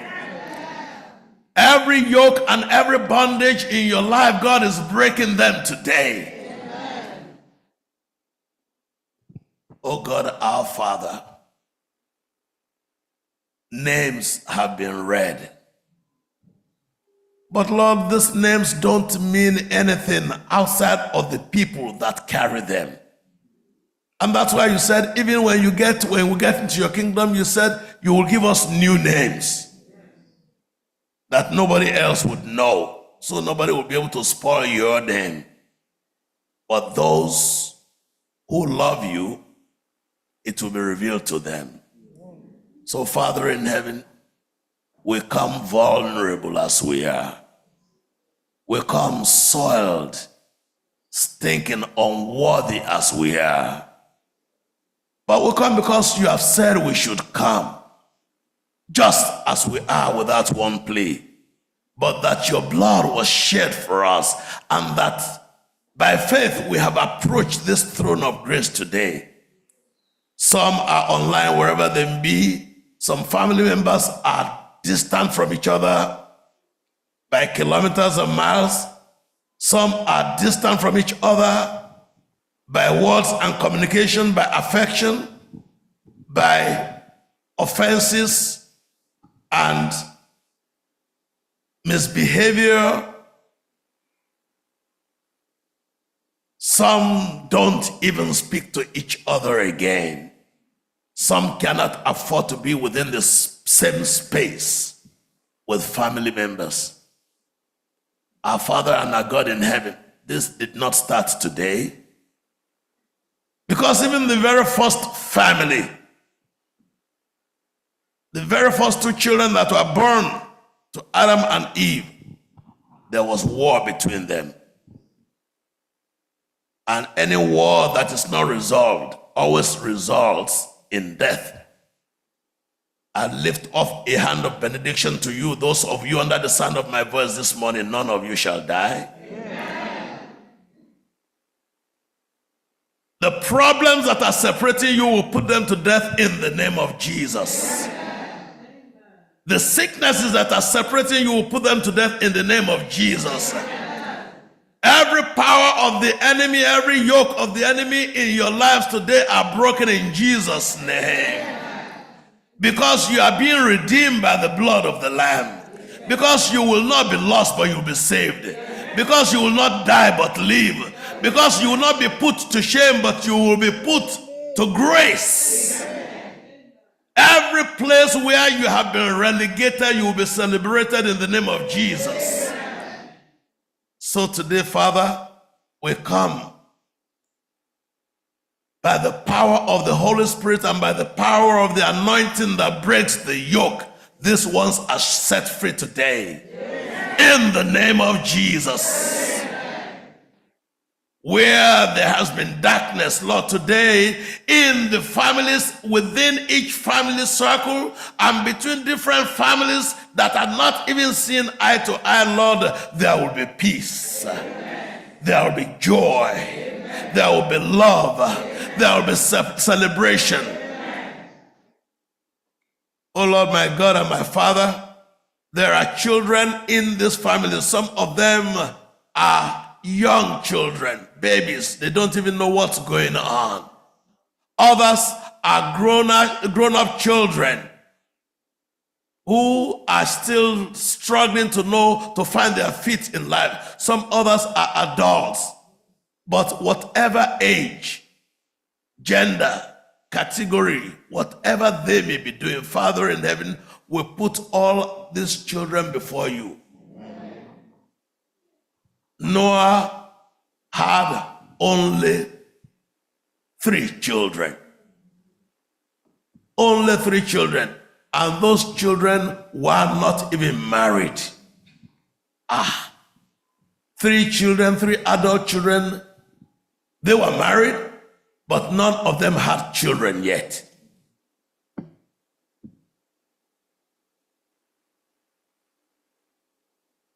But you gave him the life of all his children with their spouses. None of them was lost.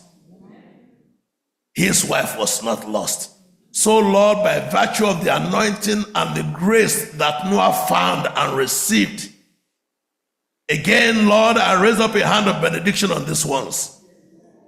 Under the sound of my voice right here in this auditorium or wherever they may be, the Lord will grant you the grace that he gave to Noah. You will not lose any member of your family in the name of Jesus.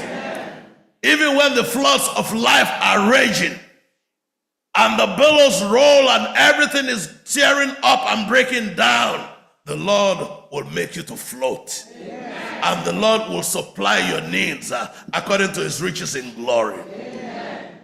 After the flood, the waters settled. And the children of Noah, all 3 of them with their wives that had been barren before the flood, after the flood they began to procreate. So every productivity, every fertility, every creativity that has been tied up in this church, either by the fruit of your body, by the work of your hands, by the thoughts of your minds, is set free today in the name of Jesus. The yoke is broken. The yoke is broken. The captives set free in the name of Jesus. And through these 3, the whole world was populated. So you go forth and populate your domain.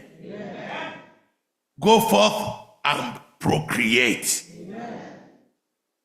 Go forth and be productive. Oh Lord, our Father and our God in heaven, again, there are diseases, there are illnesses, there are difficulties. People are losing their jobs. The demons are tormenting so many. They did so in the time of Jesus. And Jesus said some of those demons could not be chased out except by prayer and by fasting.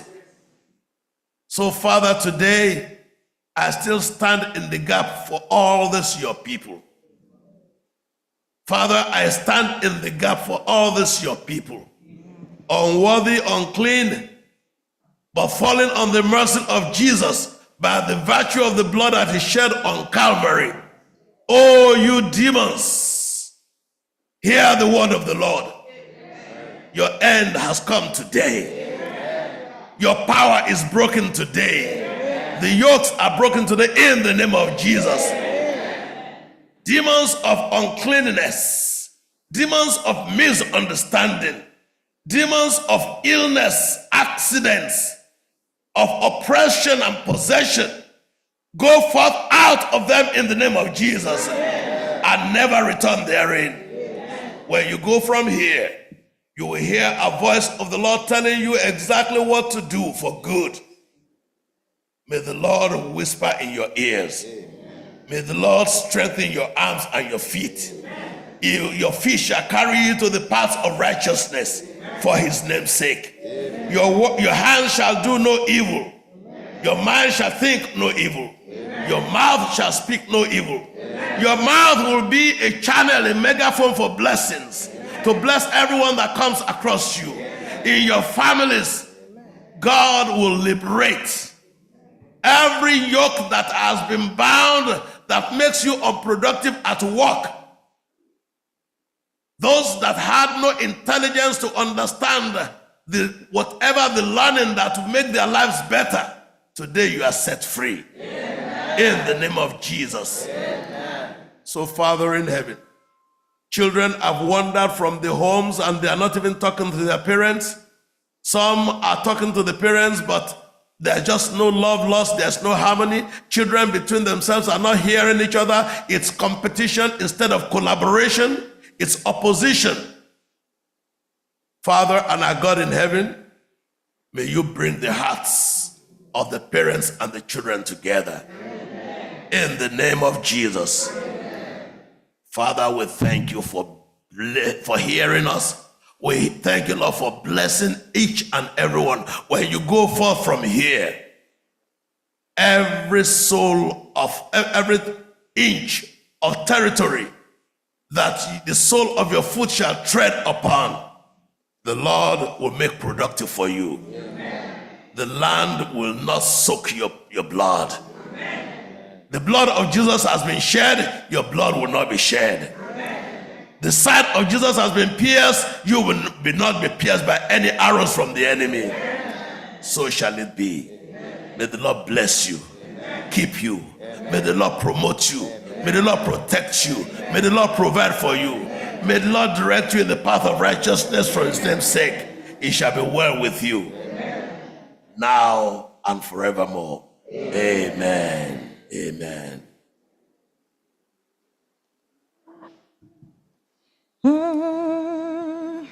On the working power in the blood of the Lamb, there is power on the working power in the precious blood of the Lamb.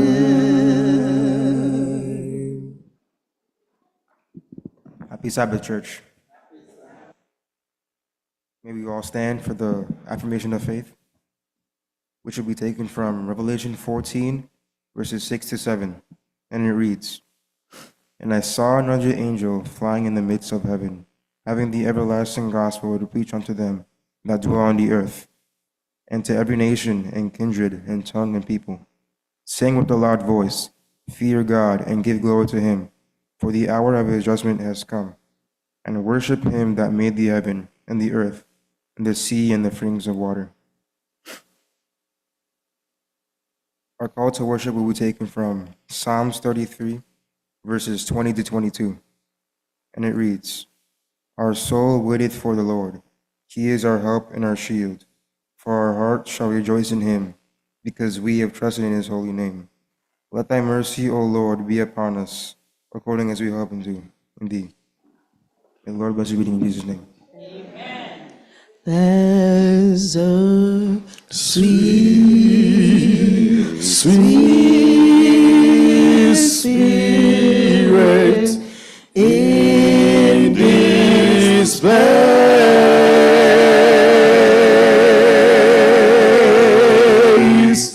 and I know that is the Spirit of the Lord.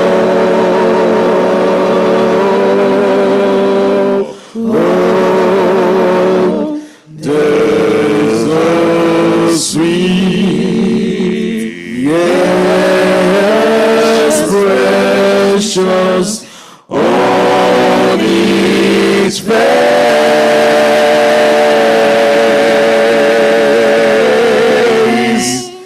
and I know they feel the presence of the Lord.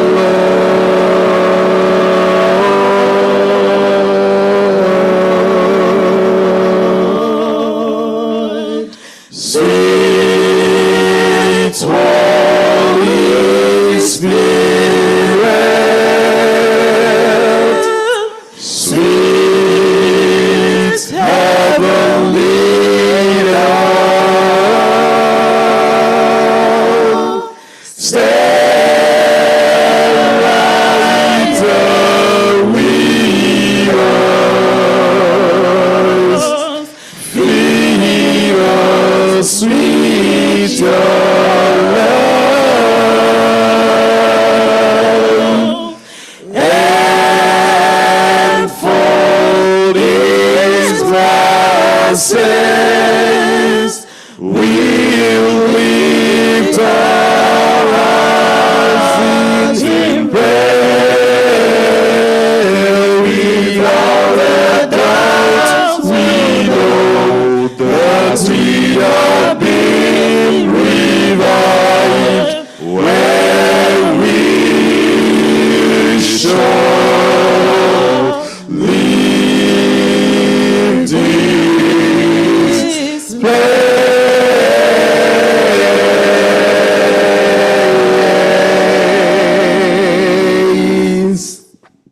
We just give you glory and praise. Accept our worship today, our praise and our prayers, to the glory of your name and for the blessing of your people. In Jesus' name. Amen. Shall we remain standing as we start the service by opening SDA 86? SDA 86. How great thou, how great thou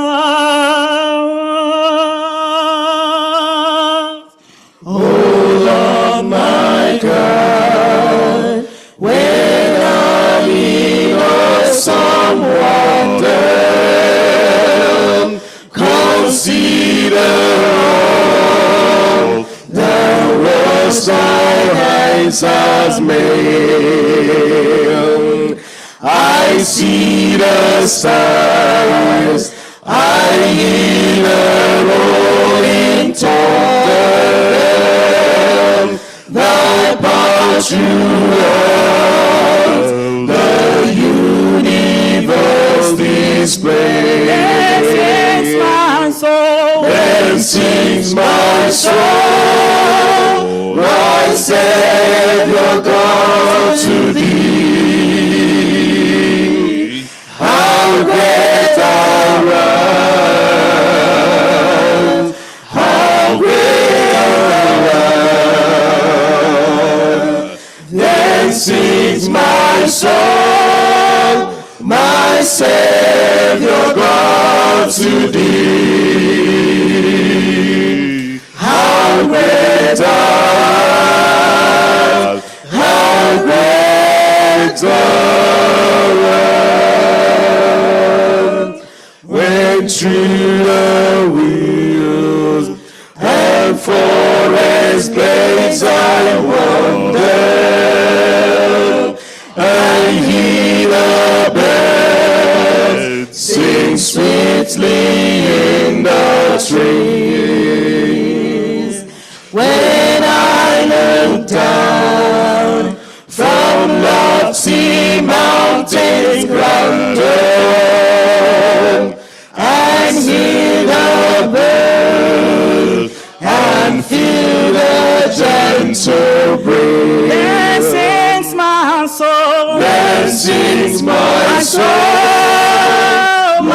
Savior God, to thee. How great thou art, how great thou art. Then sings my soul, my Savior God, to thee. How great thou art, how great thou art. And when I see that God is Son of sparing, send him to die, I scarce can take it in. That on the cross, my burden gladly bearing, he bled and died to take away my sin. Then sings my soul. Then sings my soul, my Savior God, to thee. How great thou art, how great thou art. Then sings my soul. Then sings my soul, my Savior God, to thee. How great thou art, how great thou art, how great thou art, how great thou art. When Christ shall come, we shall of acclamation, and take me home. What joy shall fill my heart? Then I shall bow in humble adoration, and then proclaim, my God, how great thou art. Then sings my soul, my Savior God, to thee. How great thou art, how great thou art. Then sings my soul, then sings my soul, my Savior God, to thee. How great thou art, how great thou art.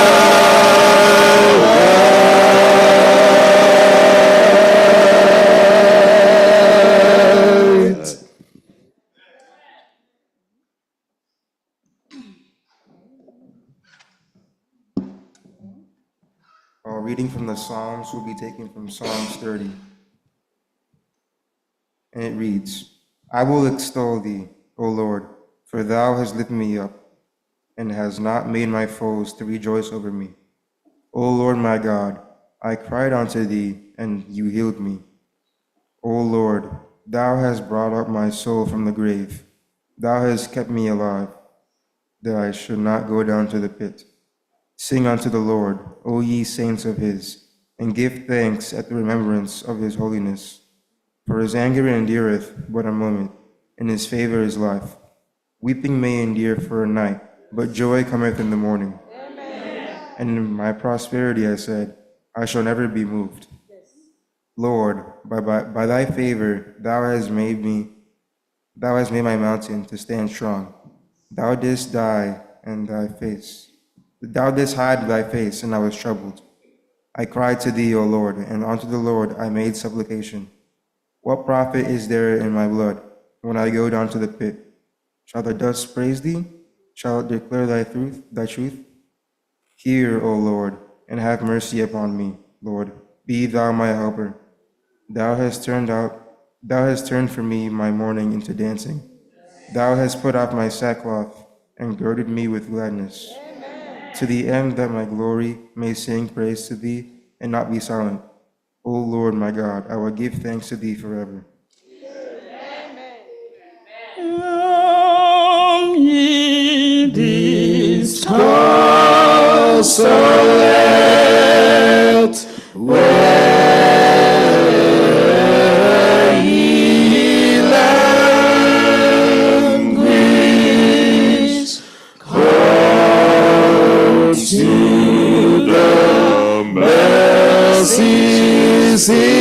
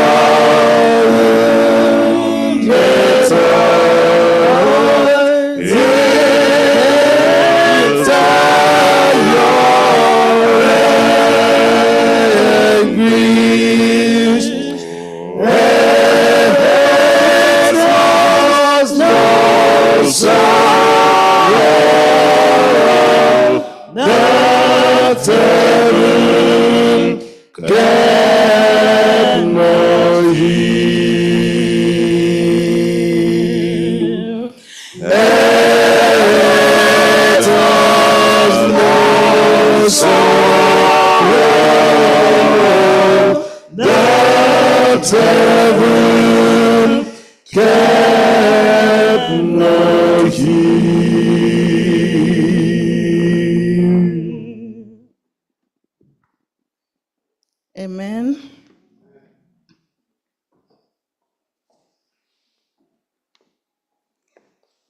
Be thou exalted, O God, above all heavens, God of Creator, the God who formed us in our mother's womb.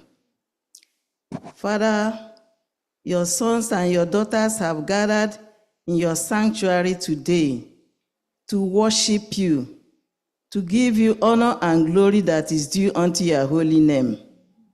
For thou art worthy, O Lord, to receive all glory, all honor, all adoration. Be thou forever praised in what you are doing in our lives. Father, you are the one who heals us from all our diseases. You are the one who forgives us our sins. You are the one who grants us heavenly benefits. You are the one who has been leading us all through the week. You brought us safely to your sanctuary today. You have granted us journey mercies. You have also answered some of our prayers that we prayed in secret. You have made them to become open and to turn them to testimonies. Father, we cannot enumerate all that you have been doing in our lives. We thank you for all the messages we have been hearing all through these 40 days of prayer, that you have been using your manservant to preach to us. Father, we have benefited a lot. And we pray that you have mercy upon us. In any way we have not been applying all that we have learned, have mercy upon us. Father, so many of us, we have so many challenges. Some of us are disobedient to your will. We are disobedient to your commandments. We have not done what you asked us to do. Please, Father, have mercy. Especially myself that is kneeling here before you and presenting your sons and daughters to your throne of grace. Father, I am not worthy. I am unclean. I am unrighteous. Cleanse me, Lord. Touch my lips. Touch me, O Lord, and wash me with your blood. Let your blood atone for my sins, so that the prayers that we are offering today in your sanctuary will ascend to your heavenly throne of grace. Be thou forever praised, because your word says that If we confess our sins, you are faithful and just to forgive us.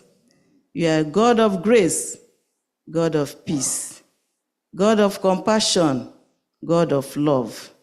Father, as your daughters, your sons are whispering to your ears this moment, O Lord, thou who searches the heart of men, thou who knows our needs, Father, attend to their needs, individually and collectively. We thank you for all our visitors who are in your midst today, who have come to worship you, even those online, those on Facebook, those on WhatsApp, those on Zoom. Oh Lord God, my Father, may you meet each and every one of them at the point of their need. May our worship here today not be in vain. We are thanking you for the prayers that was offered today. Lord, we acknowledge everything and we are praying that you seal these prayers. Even the prayer box that is here, there are so many prayer requests here.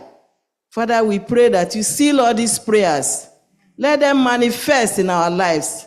Let them turn to testimonies. Let them bear fruit in us, that the life we are living will be a useful one, will be to your own honor and glory in the mighty name of Jesus. Amen. Father, I am thanking you especially for all those you have added 1 year this month of October. All of us that you have given us another life, new life, opportunity to move along further. Help us that we will live long to celebrate more happy birthdays. Help us, satisfy us with good health. Settle each and every one of us with heavenly benefits. In the mighty name of Jesus. Father, we will not forget your servant whom we have been using in the past. You will use him again today. Father, anoint him once more. Uphold him with the right hand of your righteousness. Father, strengthen him and help him. Grant him open doors. Father, increase his strength and increase his wisdom. Father, the words that will come out from him today will be edifying. We shall draw strength from it. We shall continue to grow in you. Lord, help us to stand on that tableland that you have prepared for us. Help us from day to day that we will grow in you and grow by your word, and that when you come back in the clouds of heaven, may our toils here on earth never be in vain. May you enrich us with the crown of life. Those who are here, all our children that are here present, oh Lord, bless them. For coming into your sanctuary, bless them. You are the one that bless children when you are here on earth. As mothers have brought their children before you today, Father, may they not go home the same. May you revive them. May you increase their wisdom. May you help them in their choice making, that they will not make wrong choices, wrong decisions. Guide them in the paths of righteousness. Father, help them in their difficult times. Help them to know you more, who is their creator. May they not forget all that they have been studying, all the moral instruction that have been given to them, O Lord. Guide them, O Lord, that they will not regret their decision at last, that they will not do things that will not glorify you. Help that the life they are living will be to your own honor and glory. Father, help us that whatever we ask in your name today, believing, because your word says that if we ask anything in your name, believing, that you will do it for us. And you do not say what you cannot do. Father, honor your word in our lives today. Continue to be our helper. Revive your church, O Lord. We want peace in our nation, in Nigeria. We want peace in this nation where we are living. We want peace in our community. We want peace in our hearts. We want peace in our home. Thank you, Father, because we believe you have already answered our prayers. You have liberated us. You are going to fight our unseen battles. You will continue to fight for us, O Lord. You continue to make us anew. Thank you, Lord, because we have prayed with thanksgiving. The one I did not remember, Father, Holy Spirit divine, may you take all these requests to your heavenly throne of grace and let it be as grateful incense to the skies. We pray with thanksgiving in the mighty name of our Lord Jesus Christ and Savior. Amen and amen. Hear our prayers, O Lord. Hear our prayers, O Lord. Incline thine ears to us, and grant us thy peace.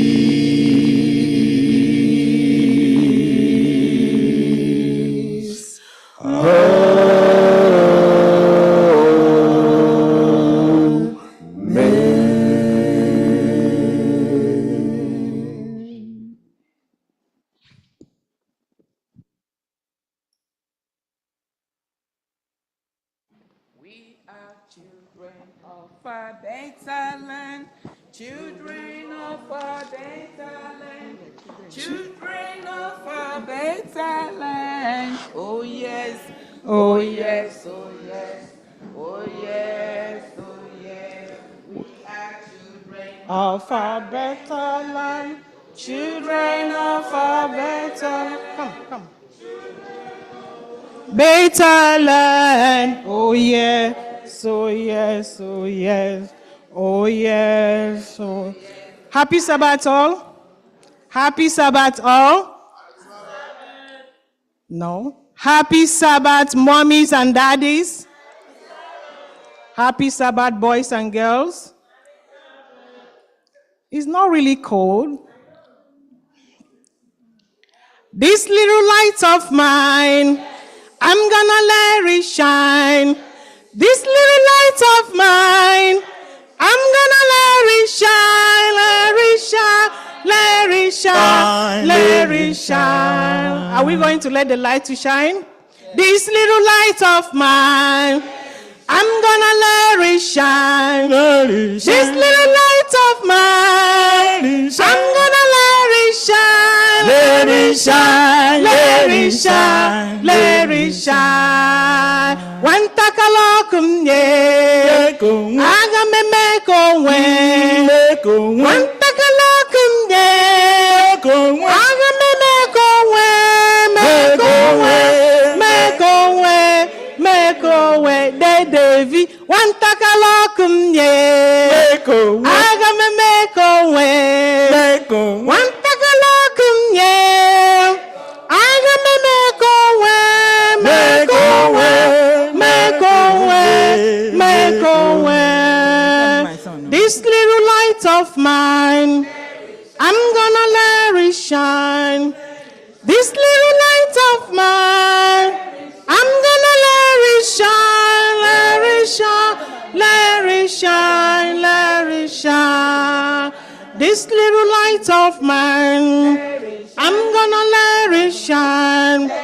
This little light of mine, I'm gonna let it shine, let it shine, let it shine, let it shine. This little light of mine, I'm gonna let it shine. This little light of mine, I'm gonna let it shine, let it shine, let it shine, let it shine. Amen.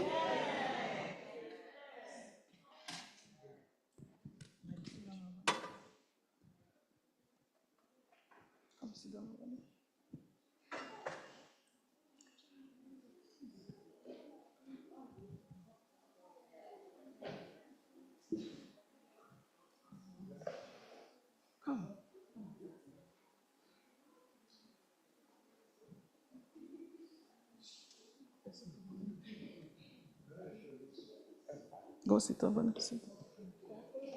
No, sit down. Happy Sabbath, boys and girls. I didn't hear them say anything. Happy Sabbath, boys and girls. How was your week? It was good. Mine was good too.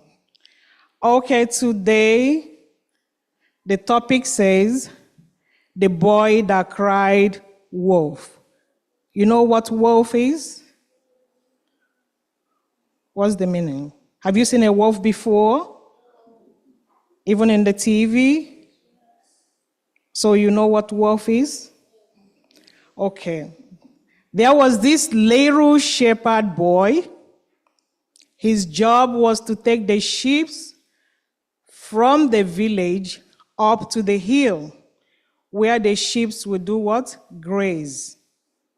He will be there from morning. He took the sheep, and then he will be there till evening, and then he will come back with the sheep. That was his work in the village. So one day he went up to the hill and he felt he was bored. Have you been bored before? When you are bored, what do? You start planning evil. When you are bored, what do? Tengene, what do? You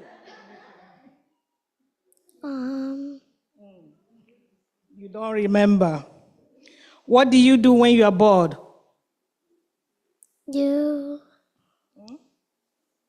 Oh. What do you do when you are bored?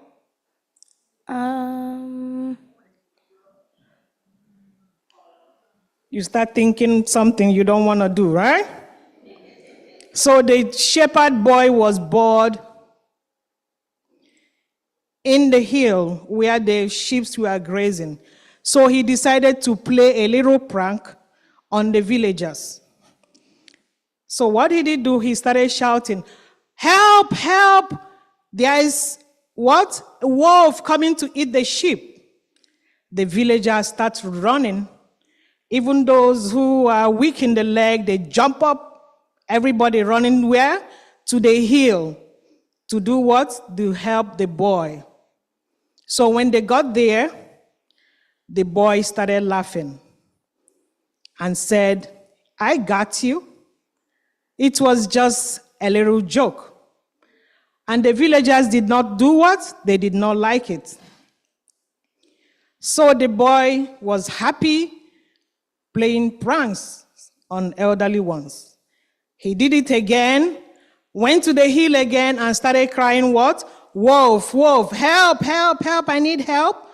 Can anybody help?" And all the villagers ran to the hill again.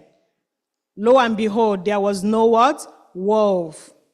And they told him, "This is not good. You don't have to do something like that." So after some days, the boy went to the hill with the sheep. Lo and behold, what happened? The wolf did what? The wolf came. He cried, "I need help over here. I need help. Somebody help." What happened? Nobody helped. Nobody came. He cried and cried and cried. They said it's always his usual to play pranks. Meanwhile, the wolf was busy having breakfast, having lunch, and having what? Dinner on the sheep. So in the evening, the boy did not come back. The villagers said, "What happened? It's late and he's not back." So they went up the hill to look for him. When they got there, the boy was crying, "I needed help," and nobody came. And they told him, "You were always telling lies. And when you actually needed help, we felt it was the same what? Lies you were always telling." So the boy said he learned his lessons. The moral of the lesson is,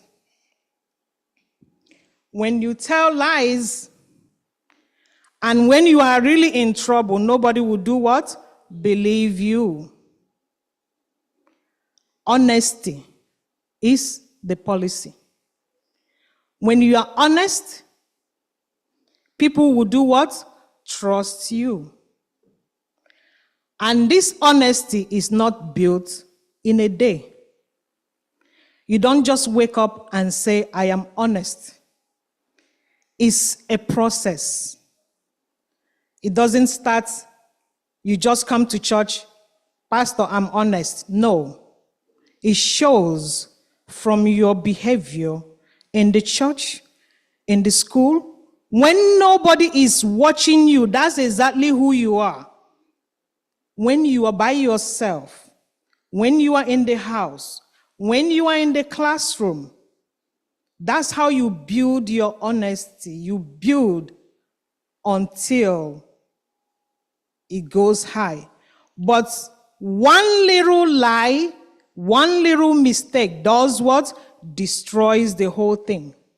In a minute, one little lie destroys what? The trust people has for you. So, you should never do what? Tell lies.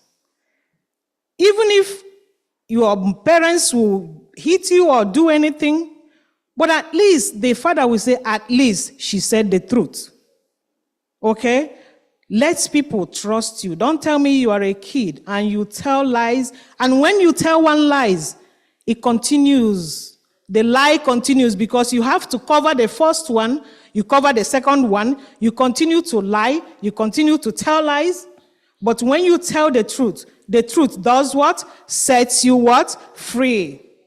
So you always be truthful to yourself, be truthful everywhere you are, so your reputation will grow. It doesn't start one day, okay? Telling lies does not help, okay? Honesty is the key. Honesty is what? The policy. Is the best thing to do. Always what? Be truthful no matter the situation. Always tell the truth. And the truth will do what? Set you free. So, boys and girls, I need two people to tell us what you learned from this little story. What's your name? Felicia. Okay, Felicia. What did you learn? I learned that we shouldn't tell lies, and when it comes to the truth, nobody will believe us and come to us. Amen. I learned today in this story that we should be honest and we should never lie. Miracle. I learned that we should always tell the truth and it always sets you free, and honesty is power. Amen. Okay, what did you learn? I learned about not lying and be faithful from our parents. Amen. He tells about we were good because we were not lying. Amen. Amen. Amen. My beautiful twins, you have something to tell me? I learned that we should always tell the truth and never tell lies. Amen. I learned that we should always tell the truth, so when you're in trouble, people believe you. Amen. Amen. Who is going to pray for us? Okay. Miracle, come. Come. Okay. Can I go first this time? Yeah, sure. Shall we close our eyes? We are praying. Eyes closed. Lord, please teach us that we should always tell the truth and never tell lies, because if we tell lies, it always catches up to us. And if we tell the truth, it always sets us free. So please help us to learn that the truth always sets you free, Lord. In Jesus' name I pray. Amen. Amen. Jesus' name, amen. Lord, thank you for this day. Help us, we can we can rise, help us, we can rise and we can do it safely, and help us, we can do the rise and we can be good in Jesus' name, amen. Amen. We are children of a better land, children of a better land, children of a better land. Oh yes, oh yes, oh yes, oh yes, oh yes.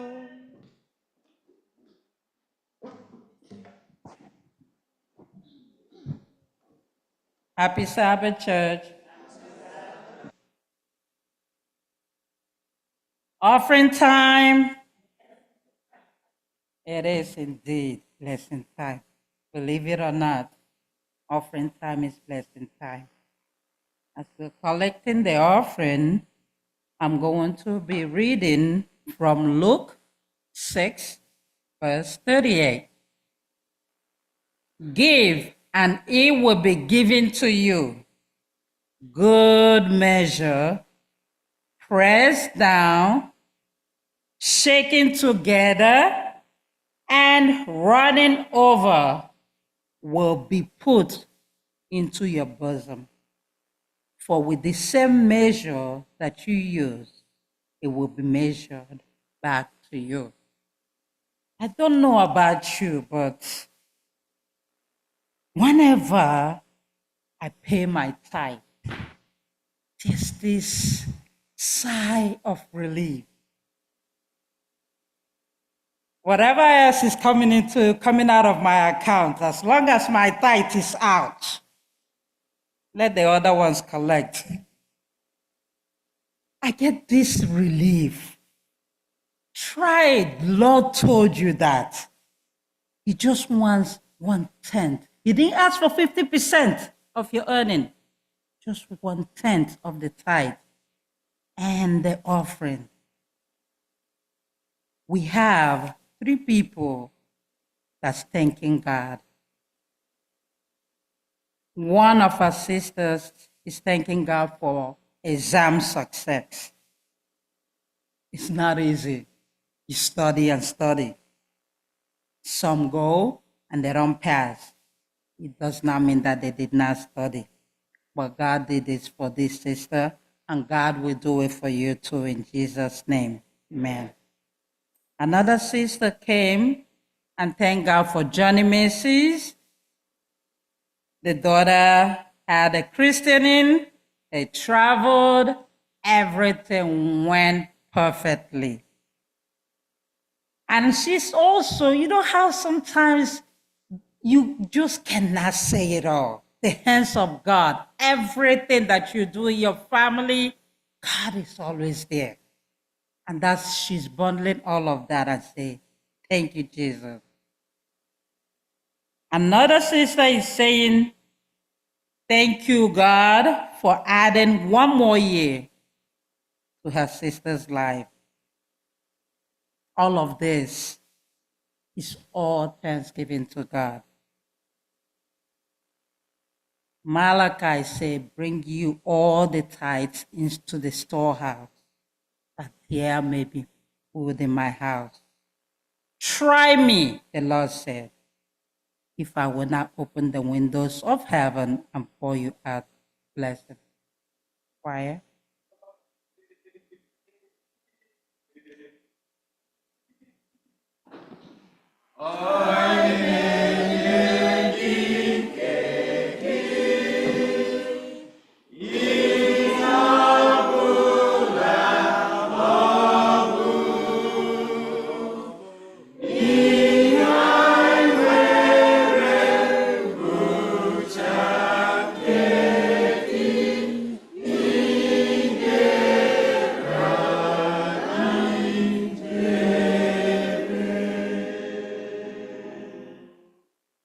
Thank you, Lord, for your guidance and your protection.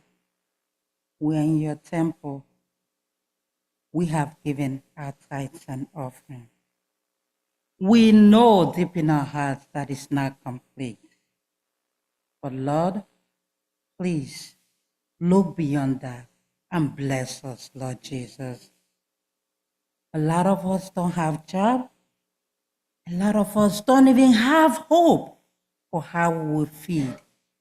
But Lord, for some way, for some reason, you still continue to bless us. Thank you, Lord.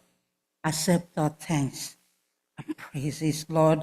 May the blessings continue to flow upon your children. And may we continue to recognize that without you, we are nothing. Thank you, Lord, for answered prayers. For we have prayed in Jesus' name. Amen.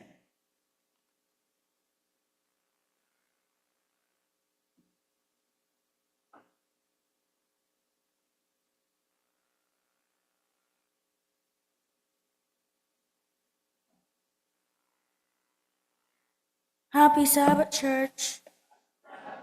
Our scripture reading is taken from 1 Kings 19 to chapter 18.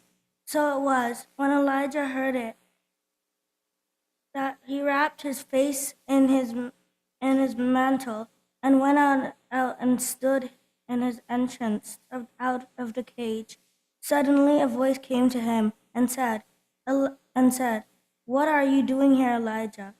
And he said, "I have been very zealous for Lord God of hosts, because the children of Israel have forsaken your covenant, torn down your altars, and killed your prophets with the sword.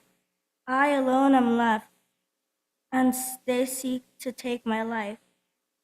Then the Lord said to him, "Go, return on your way to the wilderness of Damascus, and when you arrive, anoint Hazael as king over Syria." Amen.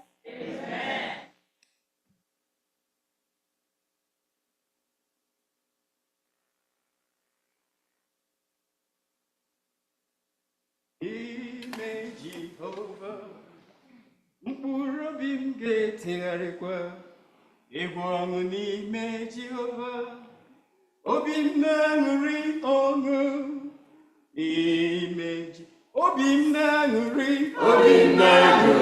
ọṅụ, ezi ọṅụ, obi m na-aṅụrị ọṅụ n'ime Jehova, ọṅụ n'ime Jehova, mkpụrụ obi m ga-etegharịkwa egwu ọṅụ n'ime Jehova, obi m na-aṅụrị ọṅụ, ezi ọṅụ n'ime Jehova, obi m na-aṅụrị ọṅụ, ezi ọṅụ, obi m na-aṅụrị ọṅụ, ezi ọṅụ n'ime Jehova, ezi ọṅụ n'ime Jehova, n'eze mkpụrụ obi m ga-etegharịkwa n'ime Jehova, n'eze obi m na-aṅụrị ọṅụ, ezi ọṅụ n'ime Jehova, obi m na-aṅụrị ọṅụ n'ime Jehova.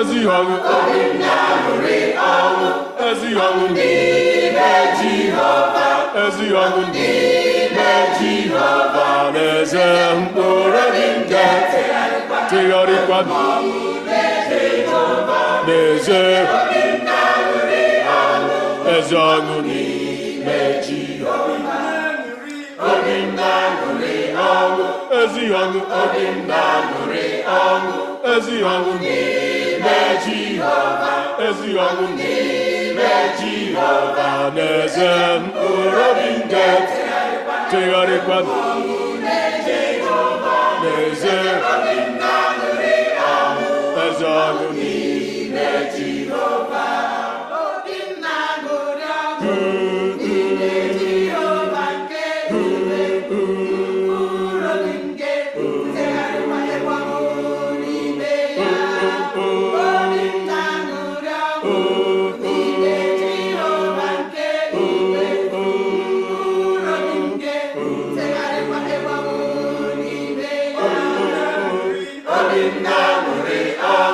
ezi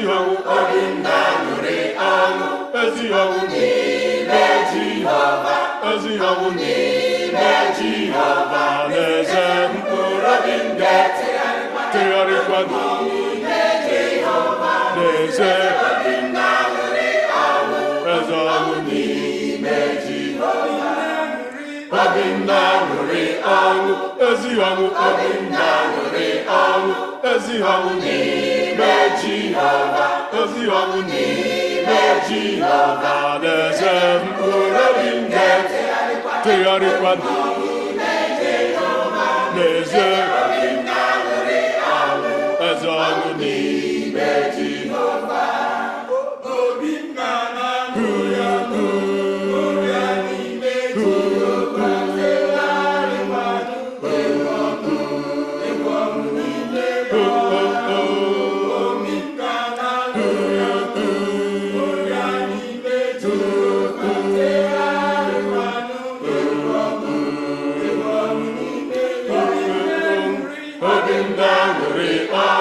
ezi ọṅụ obi m na-aṅụrị ọṅụ ezi ọṅụ n'ime Jehova ezi ọṅụ n'ime Jehova n'eze mkpụrụ obi m ga-etegharịkwa n'ime Jehova n'eze obi m na-aṅụrị ọṅụ ezi ọṅụ n'ime Jehova.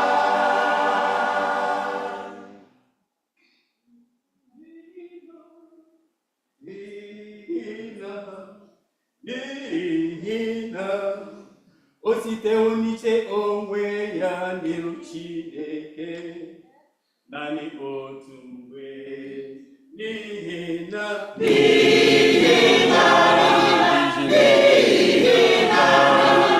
o sitewo n'iche onwe ya n'iru Chineke dịka aja naanị otu mgbe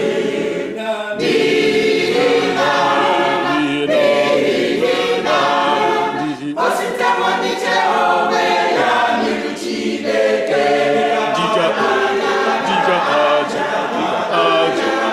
aja naanị otu mgbe ka ndị ya na-edo nsọ zue oke mgbe niile o sitewo n'iche onwe ya n'iru Chineke dịka aja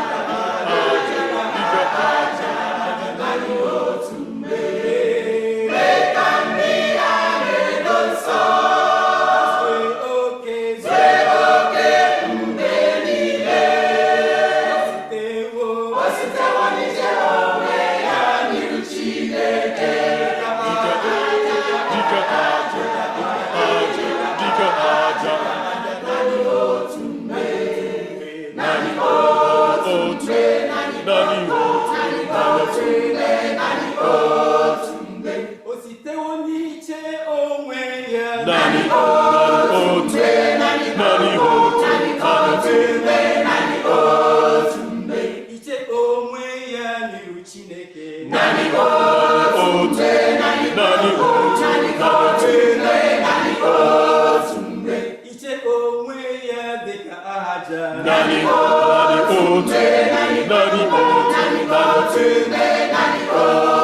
mgbe wee mee ka ndị a na-edo nsọ naanị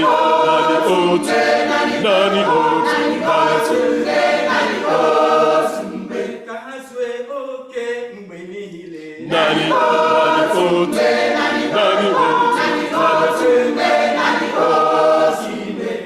Chineke nke udo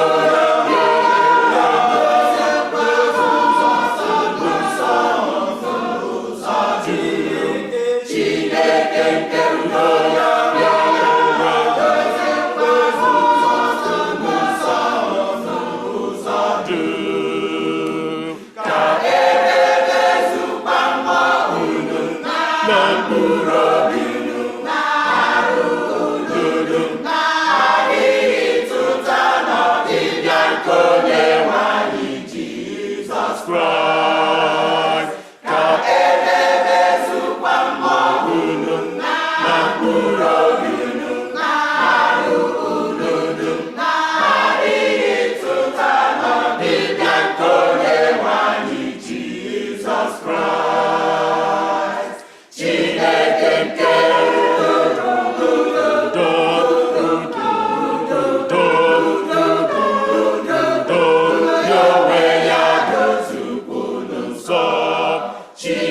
Chineke nke udo, udo,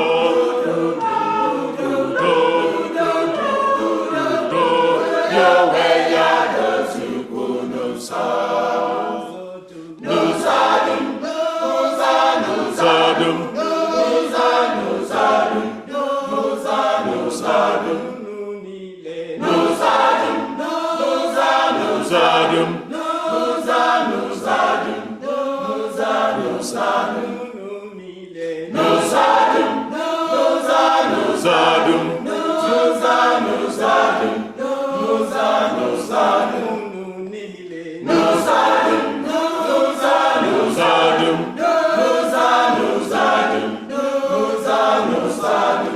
Chineke nke udo, udo, udo, ya onwe ya dozikwu n'ụzọ. Chineke nke udo,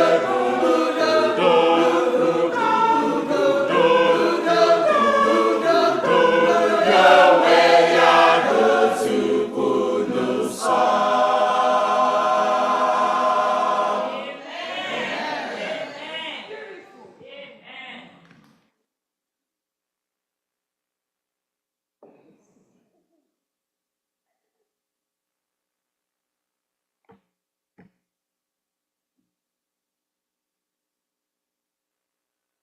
Good afternoon again, once again, church. For the few moments that we're going to have together, we just want to have the Holy Spirit take us on a walk through a few things. You know, walking through the desert, through the wilderness, it's not a pleasant experience. I don't know how many of you have ever been, I lived in California for a while, and in California, there are what? Deserts. And in the desert, you're going to discover that there's a lot of what we call cactuses, thorns. Terrible. When they pinch you, you really feel it's hot, sweaty. In California, it may not be sweaty because it's dry. The humidity is very, very low. But the kind of humidity that you have in some other places, the kind of desert experience, whatever kind, some deserts are filthy, others are dry, but just as empty. Whatever it is, the kind of desert that you might be going through, they have a common feeling. It's not pleasant. And 40 days in the desert. And I'm wondering exactly why would Jesus go through the desert? He did not go there of his own volition. It says he was led by the Spirit, because the job that he came to do on earth was not a very pleasant one. He came to save sinners. That's to save you and I. And his life was not one where you want to save a captive. You want to save somebody who has been captured. The captor is not going to want to let that captive go easy or free. He's going to fight, just like here in America. Slaveholders in the South fought very bad civil war because they needed to keep the bounties of the evil economic system that had been set. But here, today, we have a different wilderness that we're going through. It is a wilderness of sin. It is a wilderness of sorrow, the wilderness of shame and pain. 40 days we have our sessions in the evening. But for this morning, the question came to Elijah. Elijah, what are you doing here? And there are questions, 7 questions that came in the Bible like that made us very uncomfortable. We want to go through them one by one. Actually, during this coming week, we're going to take them in depth. But those 7 questions, let me just read them out to you. And who it was addressed to. The first question, of course, was Adam, where are you? So to whom was it addressed?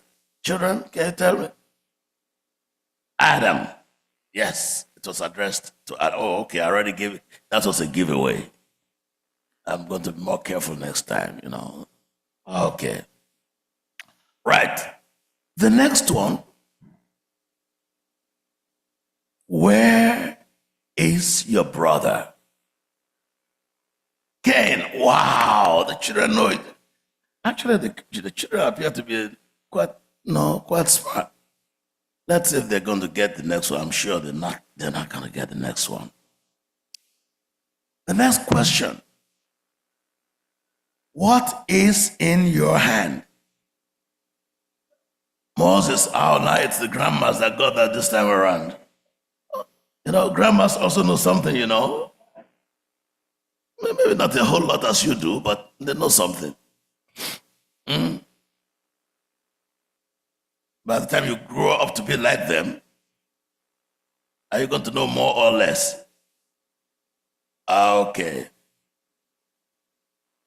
The next question, question number 4. Who do people say that I am? Yes, Jesus said the question, but he addressed it to some people. The disciples, who do people and who do you say that I am? Question number 5. These are questions that we have to answer in our different lives, but we'll just run through them today. And then during the week, we're going to take them one by one, and you're going to see precisely how does it affect you in your life. Today we have an assignment. We have some young people that we're going to hand these young questions to, and they are going to be commissioned today. Whoever that is, whether they are here or at home, wherever. Question number 6. Whom shall I send, and who will go for us? Addressed to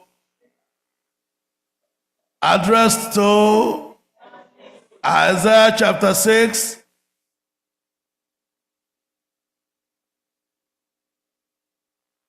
To prophet Isaiah. And then he answered.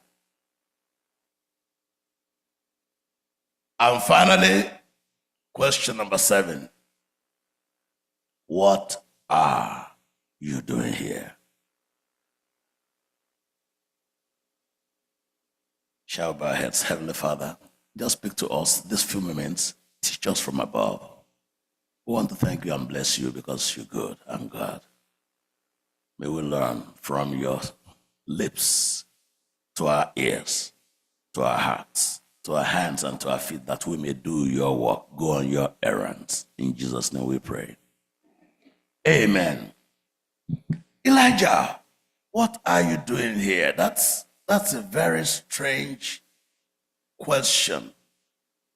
And that's why we need to consider, I'm not going you see where it was taken from. When you go home, you can read the whole story. 1 Kings chapter 19. Elijah had just come from a very crazy experience. 850 prophets to him alone. And he overcame them all. 850 prophets, they lost. Elijah won. There had been no rain for 3.5 years. And Elijah prayed. And after that, he offered a sacrifice. And what happened? The rain fell. And then, this same prophet who prayed and there was no rain, then he prayed again and rain came. This same prophet got a message and then he ran. He was not running for office like they're running for the, for president of the United States, or like for governor, or for Congress, or for, no. He was actually running, literally running. He was running not for Congress, not for president. He was running for his life. And everybody's running for something, He was running for his life.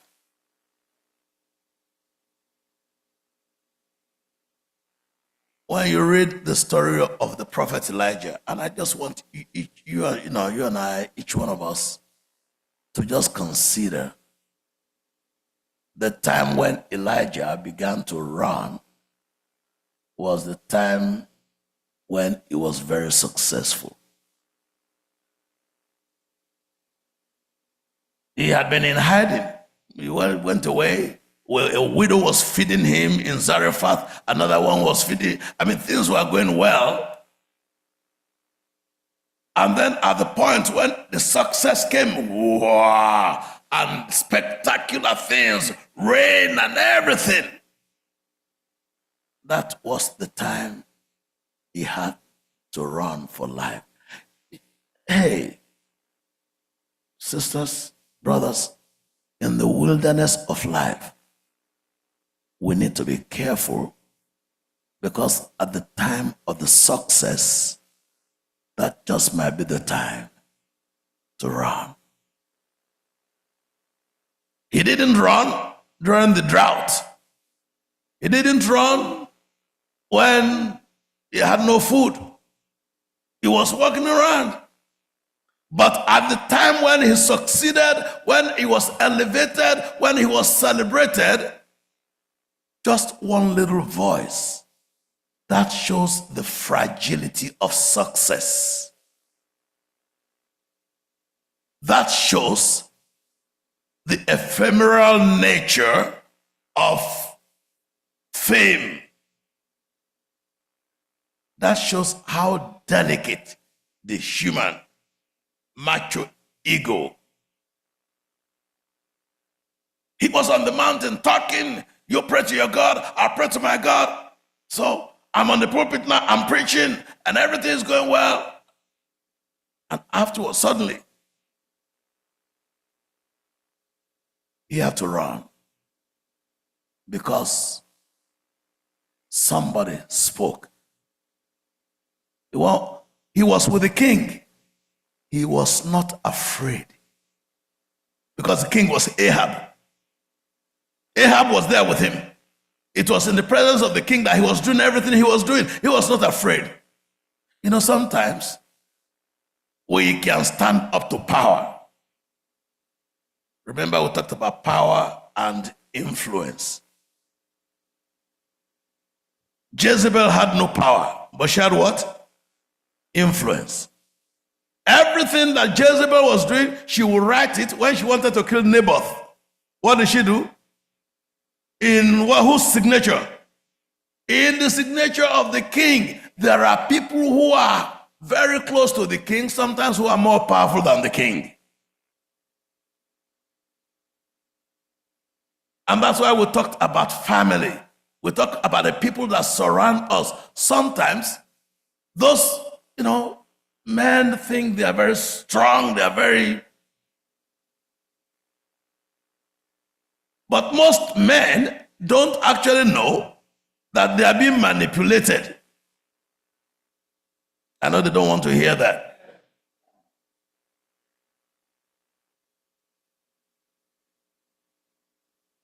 When I was little, I hated anybody giving me instructions and telling me what to do. When they say, hey, look, Kayode, don't go there. Guess what? That's the exactly place I wanted to go. Unfailingly. Don't do this. That's what I wanted to do. Until God made me realize the stupidity of stubbornness. Somebody called my attention. You know, when they say don't do that, they know that they cannot get you to do it in any other way. So they tell you what? Don't do it, because they know then they got you. You will go straight ahead and do it.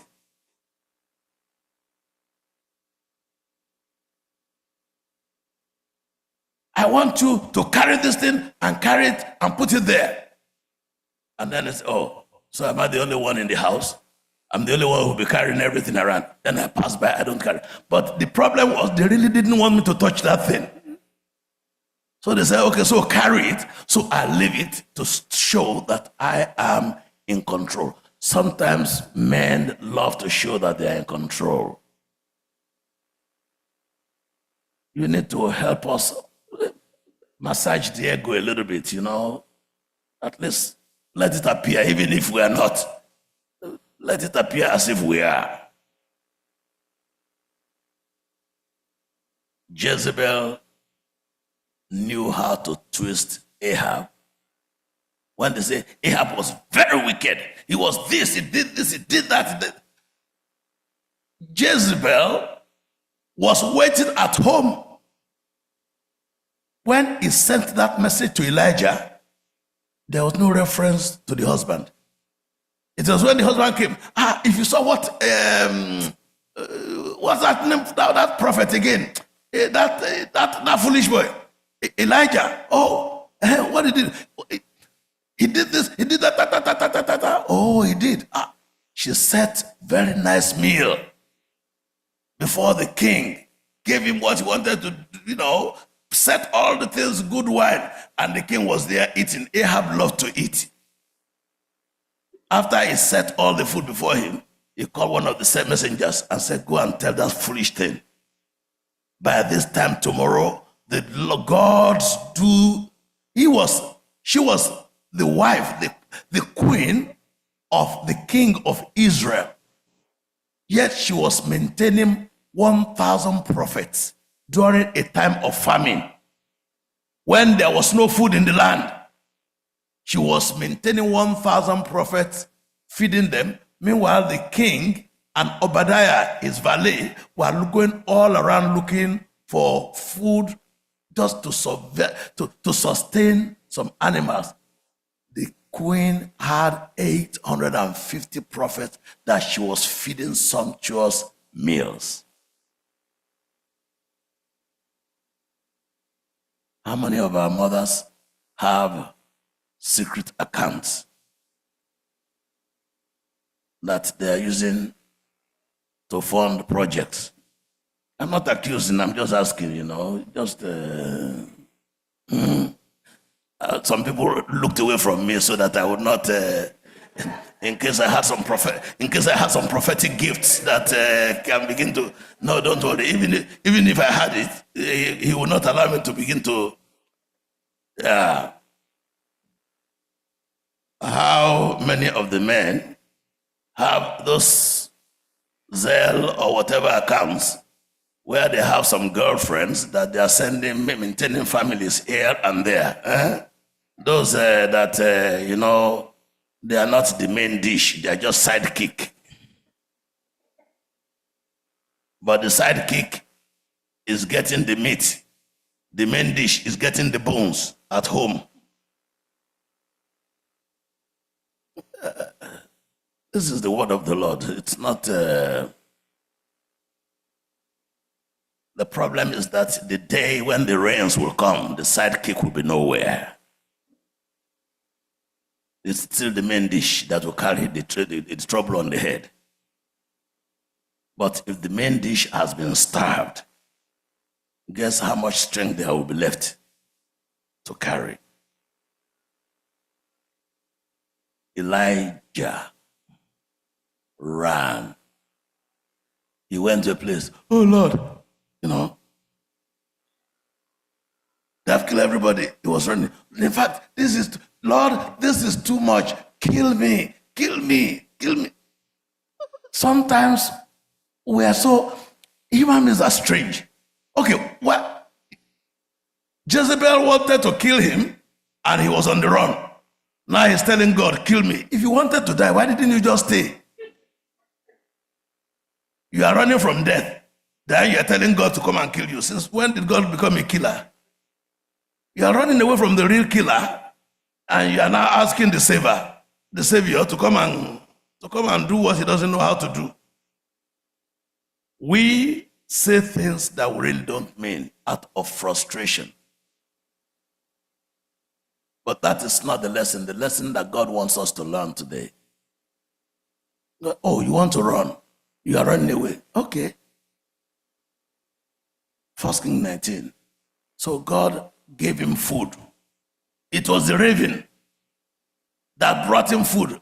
Ravens don't give. Ravens always take. A raven is a kite. The kite that carry your chicken, carry this. They never give anything. But the raven that never gave anything was one that was bringing food for him.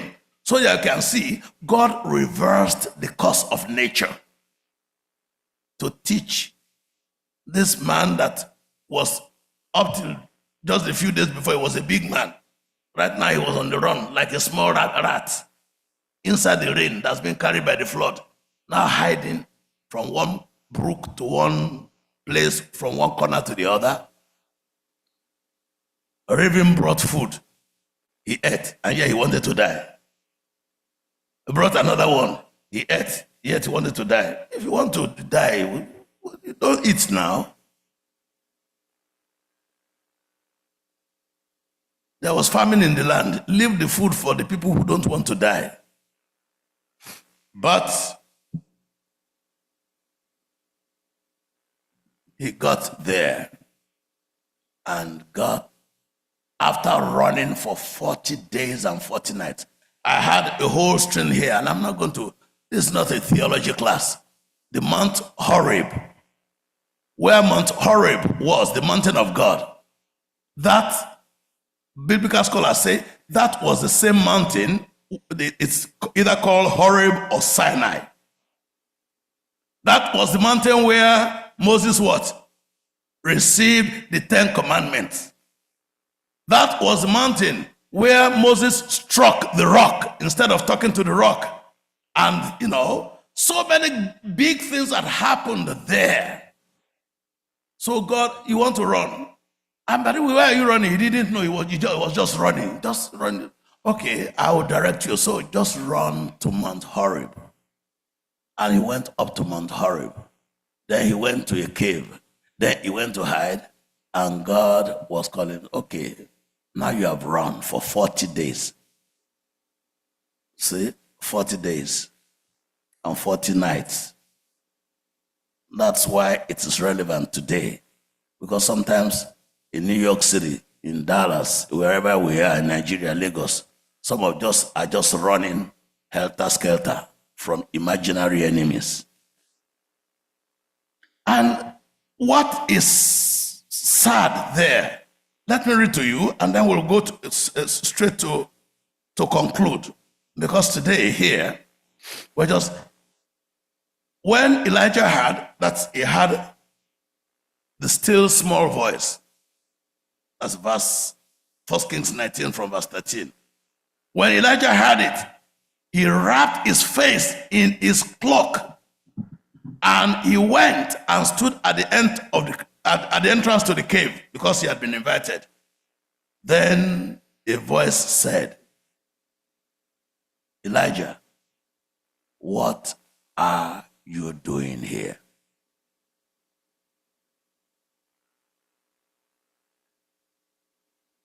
God did not ask him that question at the time when he said he wanted to die. He fed him. He fed him, gave him strength. I don't know whatever food that you're going to eat that can carry you 40 days and 40 nights. That must be some kind of providential. It is a godly diet. It is not the akpu or whatever it is that you and I will eat, and then we go to the toilet and agula. The whole thing is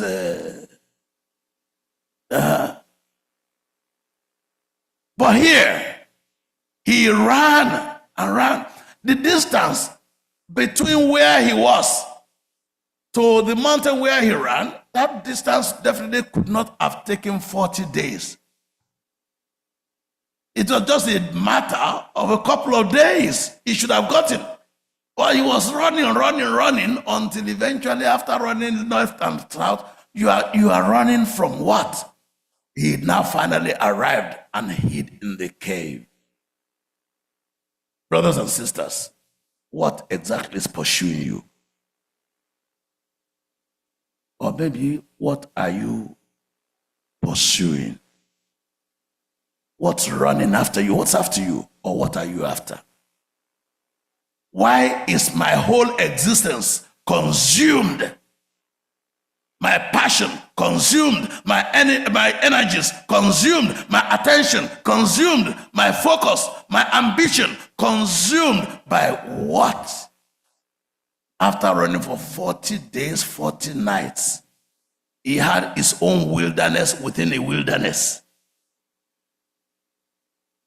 Only for God to ask him, what are you doing here? God, he allowed him to expend all the energy.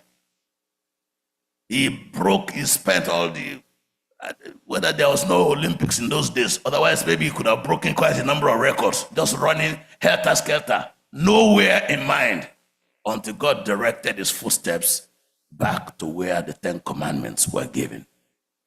Only to ask him, what? I know I did not give you appointment to come here to collect any new commandments. I know. What are you doing here? Now, listen. When you and I need to come back to our senses, Elijah replied again. That means that's the second time. The question is, what are you doing here? The answer should have been, oh, I came to see you, sir. I came to rest. I came to hide. One sentence would have done it. But listen, Elijah replied again, I have zealously served the Lord God Almighty. He was telling God what he had done. Foolish man. Prophets, pastors, elders can be foolish sometimes. In fact, many times. I work with them, so I know. I think I also happen to be one of them. I know so many times when I have run and run and run, then God will ask me, hey, Ngwanu, talk. What are you doing here? I say, you see, as a matter of fact, really, by the time you begin to look for all those things it's because you have no message. Nothing. Then you reflect and you conclude that really, what am I doing here? Where was I? Oh, where am I, by the way? Okay, I'm Mount Horeb. I should be asking myself, what am I doing here? He began to tell God his record as if God was asking for his resume.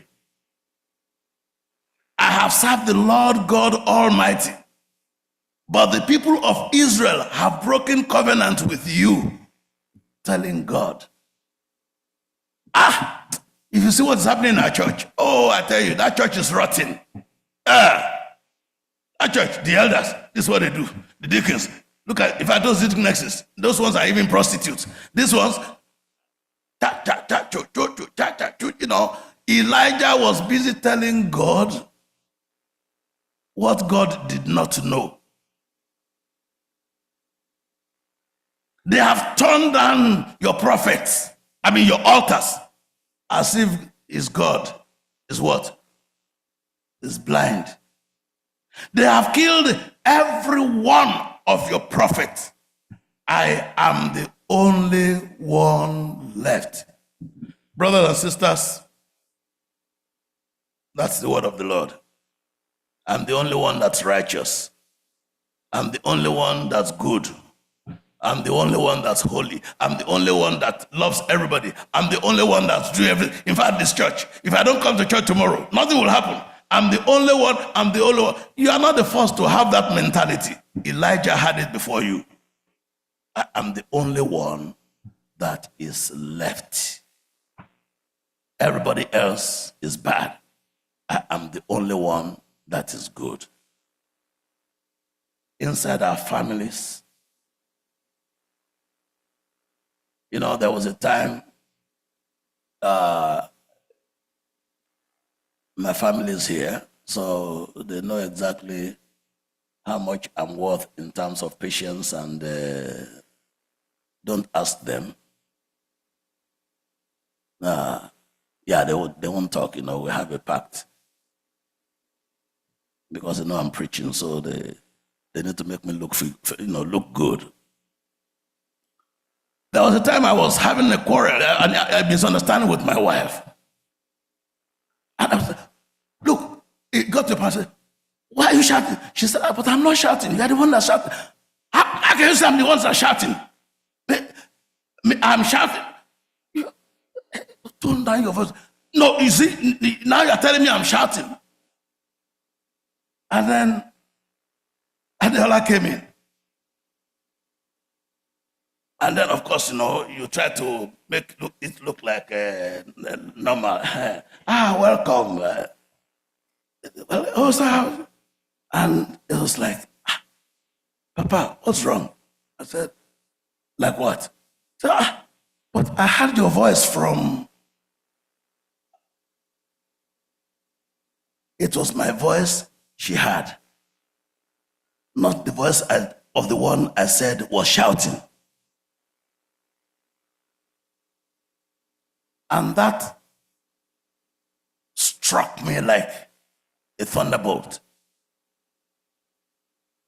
So who are you? Who's in there? Who are you? Because my wife went into the room.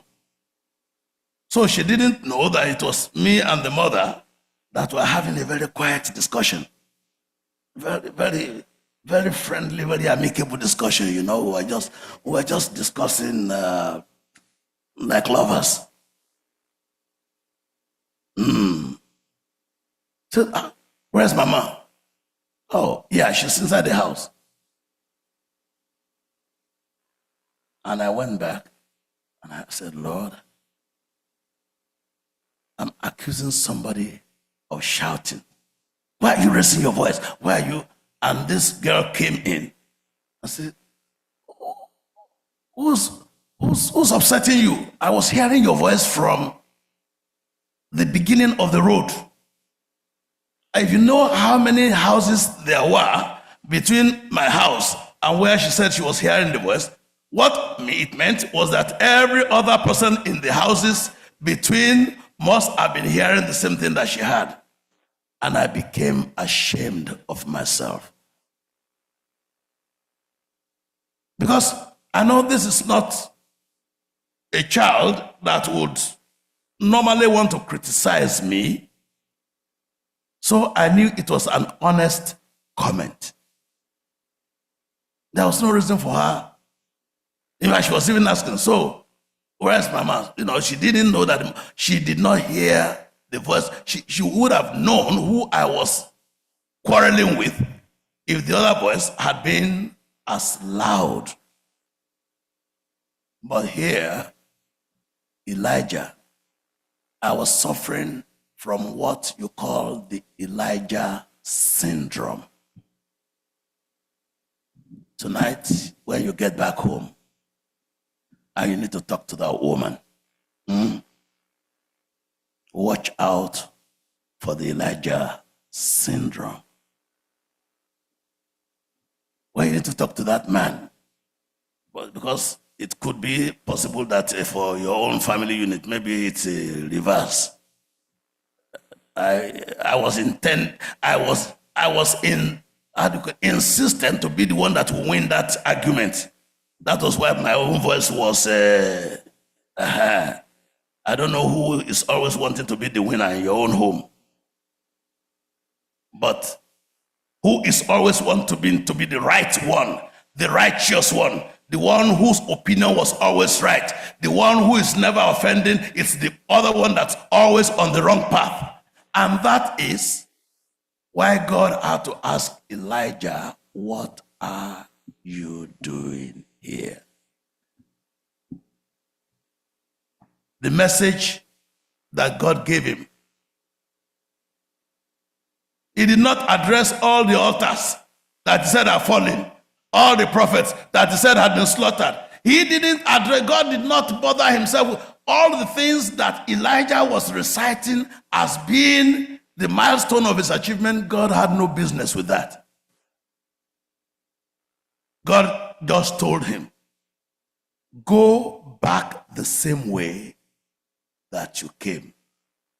She, you know how to run. Okay? You know how to run.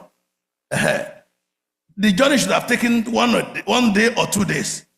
Go back the same way. So when he went back the same way, it means you are still going to go back another 40 days. So you know how to run now. You're like that. The running has not yet expired. Go back the same way. Was it going to the same destination? No. But first, you have to go back the same way. I don't care who you say was looking for you. Jezebel is looking for you. So what is my business with Jezebel? Go back, follow that same road. At that time, he forgot completely why he got there. He forgot that he was running from Jezebel. He forgot what brought him there, which was fear, which was righteous indignation, unfounded anger. And he said, and then when you get back to where you know, then travel to the wilderness of Damascus. You could have just gotten to Damascus nearby. But first, go by the way you came, get to where you took off, go back now, go to the wilderness. Don't take the highway, to the wilderness of Damascus. When you arrive there, anoint Hazael to be king of Aram, king of Syria. Was Syria one of the territories of the nation of Israel? No. This is to let you know that God is sovereign, is king over whatever territory under the whole planet Earth. Anoint so and so to be king over Syria. Number one. Then, when you anoint Hazael, then you go to Samaria. Then you anoint Jehu, the grandson of Nimshi, to be king over Israel. And then, number two, Elijah was writing the note. Okay, I need to go to Syria. I changed the leadership. Then I anoint. So, what is the third king? He thought God was going to send him to Judah to go and anoint a king to Judah. What was the third one that God changed? Anoint Elisha, the son of Shaphat, from the town of Abel Meholah, to replace you as my prophet.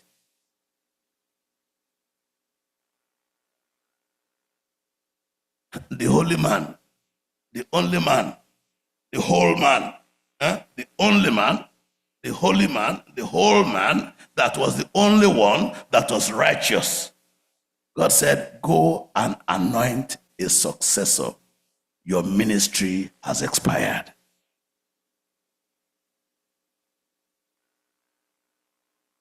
today, dear saints of God, what are you doing here? In your family, as righteous, as holy, as good as you may be. Inside that family, what are you doing there? Causing trouble, blaming everybody, stressing everybody out. In the church, what are you doing here? Do you run 40 days in the wilderness on a 2-day journey? And then God will now send you back 40 days back before you now, so you now go on the errand. The errand that will now end up being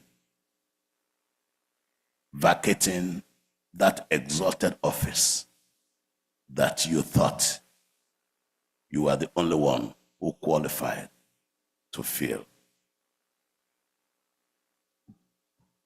Yes, today we want to anoint some people, leaders for the church, leaders for the world, people who want. Elisha, by the way, had no seminary training. What was he? He was a businessman. He was in agricultural business. He had ranches. He was farming. He was doing well where he was. And then God anointed him through the hand of the same Elijah. And guess what? When you read 2 Kings chapter 5 and all through on, the work that Elisha did, he did many more miracles than Elijah. These young people that are coming behind us are going to do great and wonderful things that we have not been able to do. In the name of Jesus. Yeah. The glory of the latter shall surpass that of the former. And I pray that even as God is asking you where you are, forget about Elijah. He has done his own. By the way, God still had mercy on Elijah. Because on the Mount of Transfiguration, when Jesus was about to go up to the cross, who were those who came to comfort him? Moses, Elijah. Two leaders that failed almost on the way to conclusion. Moses did not enter the promised land because he struck the rock rather than speaking to the rock on the same place where Elijah was directed to go. And then Moses and Elijah, it was just to give you hope. It does not matter exactly where you fell. It does not matter what are your mistakes in life. Your mistakes don't define you. It is what you do with them that actually determines your way for the future. We're going to pray for everybody as I close, but for the young men, young women, if you know that you actually came because you want God to anoint you for a special service. I don't know what it is. I'm not a seer. I don't have that gift. If I had it, I would use it. But for those, and you don't have to be here, by the way, even for those who are in other churches, because I'm aware that there's so many people who are online, linked up across the entire globe, whatever, wherever you are. It is not the pastor or the messenger that actually has the power. The power is in the message and the one who sent the messenger. We want to anoint for those. Because you need to always check yourself. What am I doing here? When you see all the other questions, as to take them day by day, beginning tonight, what are you doing here? You can ask yourself questions. What am I doing here? In the classroom, in the job that I am, what am I doing here? At home, on the road, with your friends, when you go to parties, when you go to different places, when somebody brings you another news about somebody, what are you doing here? Once you are able to ask yourself that question, your ears will hear God telling you exactly what you need to do thereafter. It is not a statement and it is not a message of condemnation, but a message of continuation of your ministry. When your strength is out, you will renew your strength. So today, for those young men, young women who are actually looking for God to commission them to be the first day of their new future, those things, wherever you are, where in your home, in the church congregation, or wherever else you're watching from, you just stand. And for those who are in the congregation here, the young people, in whose hand God wants to entrust the future of the family, the future of the community, the future of the church, and the future of their nations to achieve His glory. Will you please stand for those young people? It's a time, it's a rendezvous with the Lord. For those who have requested for the anointing, I am going to do it right here. God bless you. Because it's not about what is everybody else doing. It's not about who else is doing. No. If everybody were to be a leader, who would be a follower? God has specific young people. He is laying it on your heart that He has a special work for you. There's a work for Jesus none but you can do. Work for Jesus day by day. Ever cheering, never fearing. God obey. So today, I would if you just move forward for those young people, if you feel that the Lord is anointing you, I'll come down, is requesting that you come forward so that we can have that commissioning. This is not a magical anything. This is just a time, it's a rendezvous with the Lord. I remember, and I want you to remember, when David was anointed for service. When David was anointed for service, he says, the Spirit of the Lord God came upon him and he became a new person altogether. There is nobody that is born with that gift of leadership. God actually gives it to us. Timothy was anointed by Paul, and then that's when the gift in him was unveiled. That's when the gift in him was exposed. That's when the gift in him became manifest to the whole world. I know that in the church, we are a little bit intimidated because the sacrament, the anointing as something that was ordered, that was commanded, has been abused all over in so many different areas. But because some other people are using pianos in the bar and using it to dance, does that mean that we should not use piano to praise the Lord? No. Simply because some other people are messing up themselves with songs to the devil, dedicated to the enemy, does not mean that we should abandon music to the hands of those who are disciples of the enemy. This is a sacrament. This is something that was ordinance. This is an ordinance that was ordained and commanded by God himself.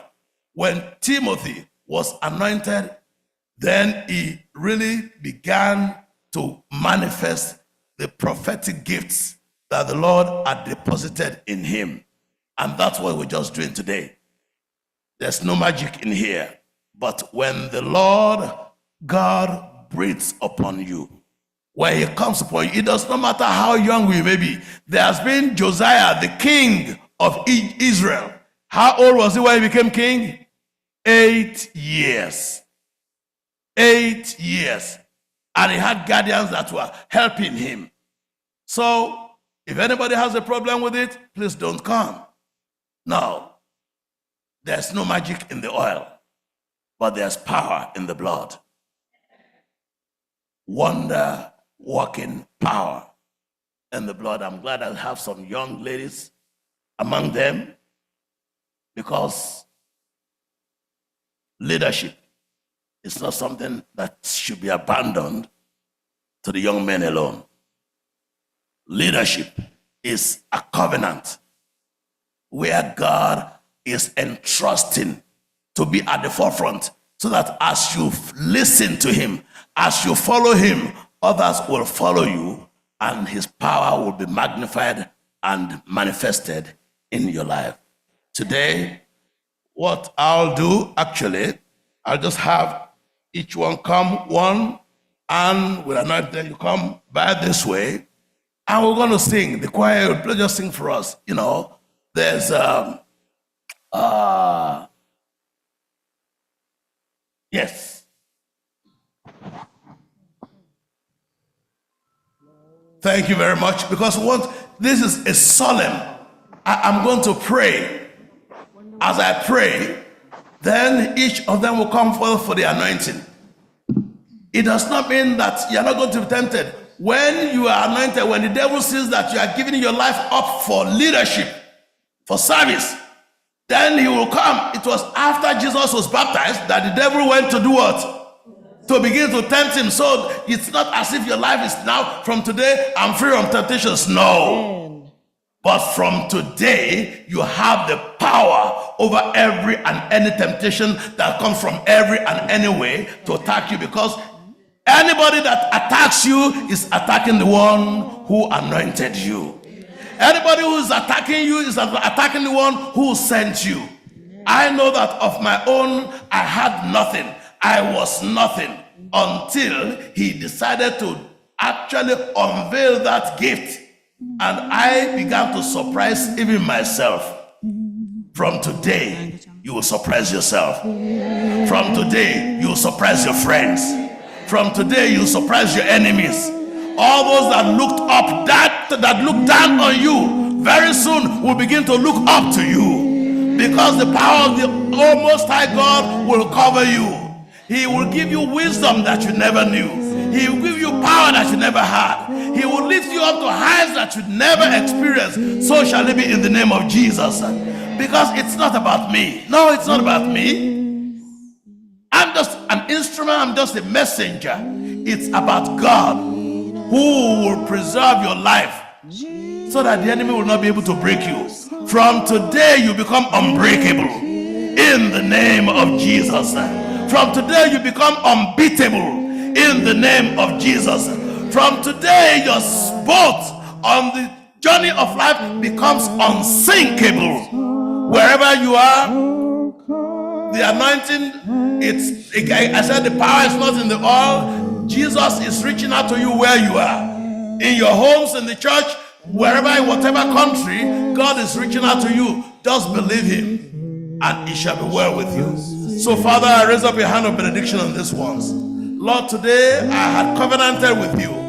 I said that the grace that I experienced from you, the gift that I received from you, I am not going to go down until as many as possible have been anointed and have received this gift of leadership. They will be leaders in education, leaders in health, leaders in the community, leaders in the families, leaders in the nations, wherever they are, in the church. Father, in the name of Jesus, the power of the enemy will have no hold over these ones in the name of Jesus. When the enemy will come against you like a flood, the Spirit of the living God will raise up a standard. They will come to you in one way, they will flee in 7 ways.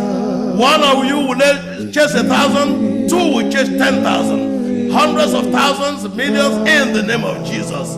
Go forth now in the power of the Holy Spirit. In Jesus' name we have prayed. Amen.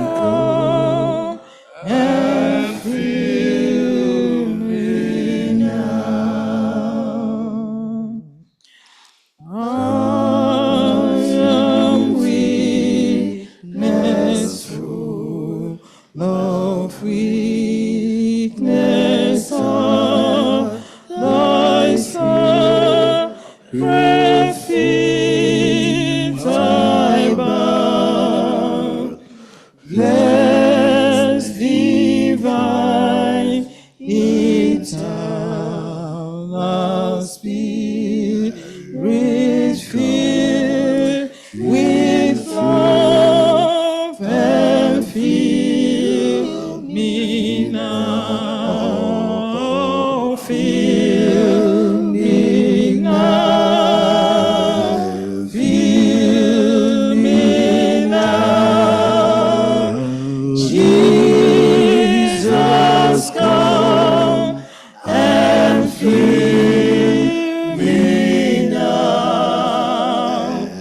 Fill me with thy hallowed presence.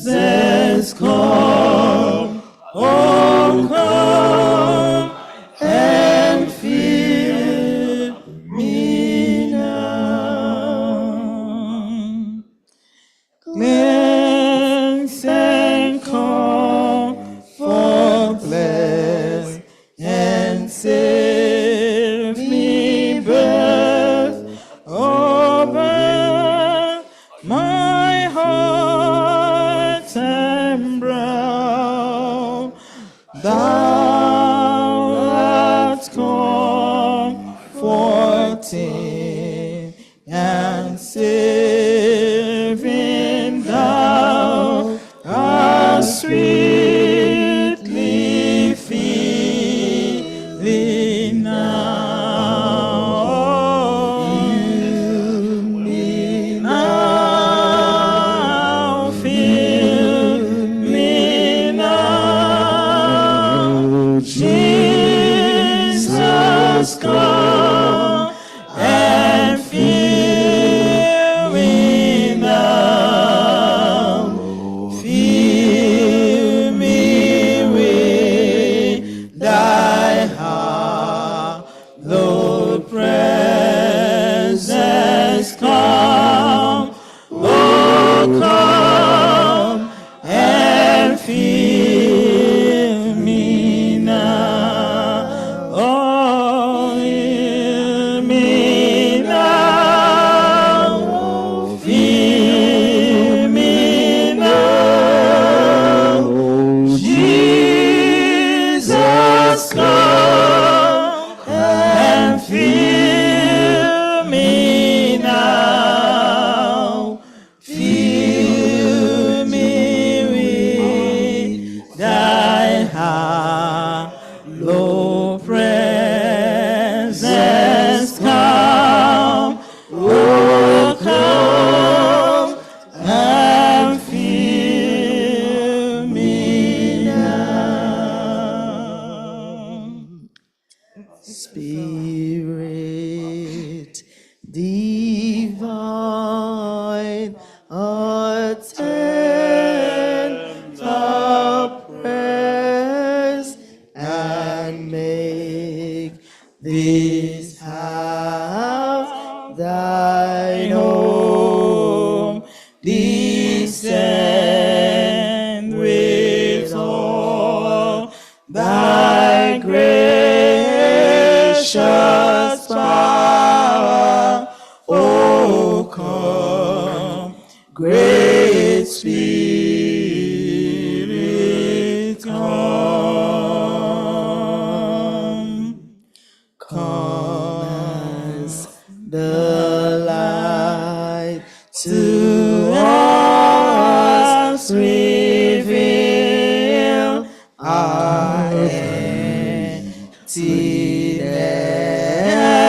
and woe, and lead us in the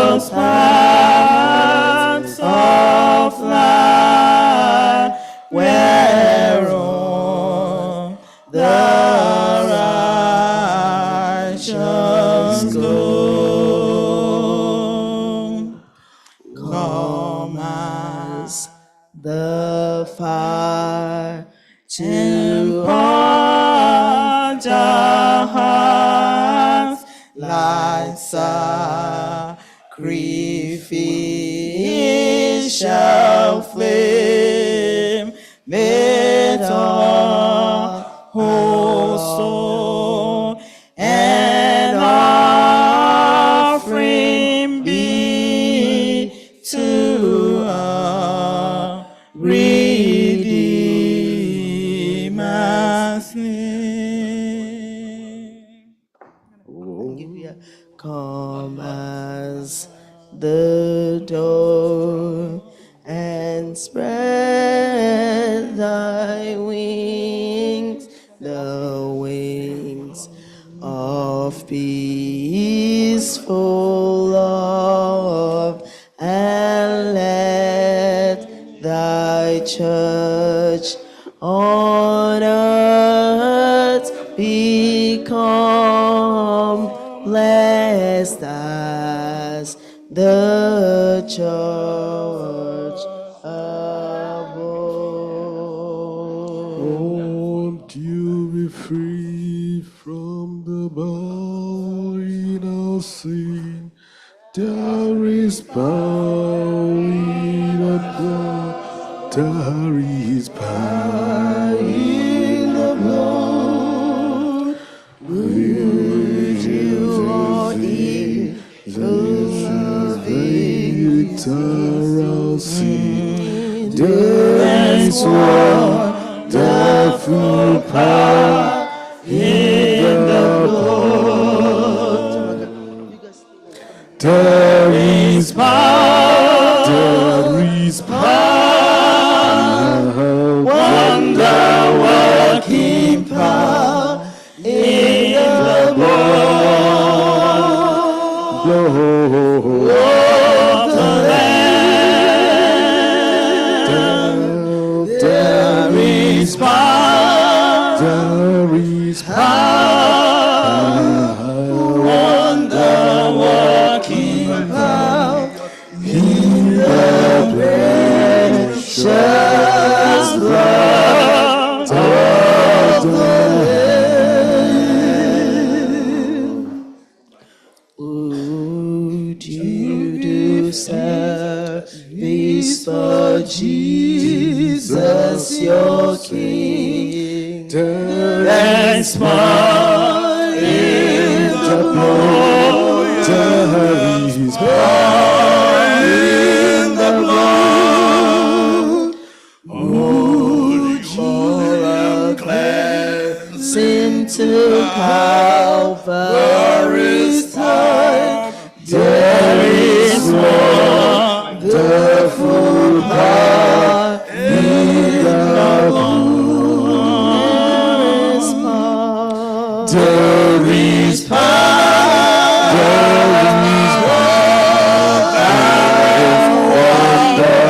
wonder-working power in the blood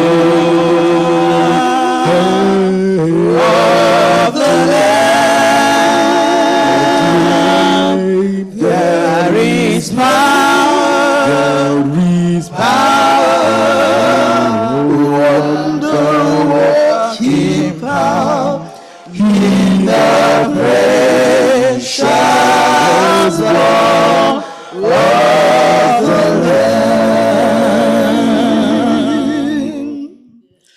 Would you do service for Jesus your King? There's more in the blood. There is more in the blood.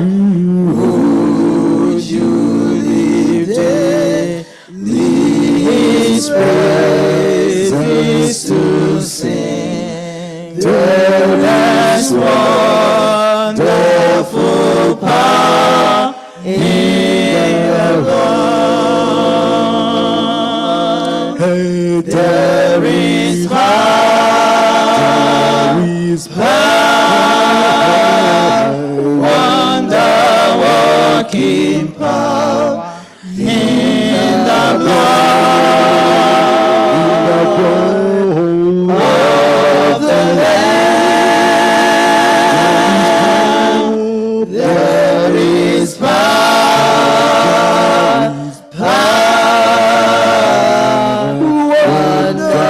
working power in the precious blood of the Lamb. There is power, there is power,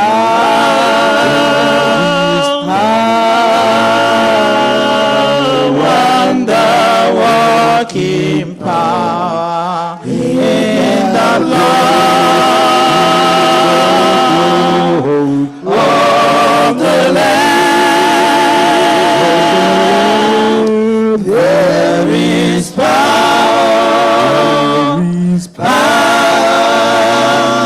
wonder-working power in the precious blood of the Lamb.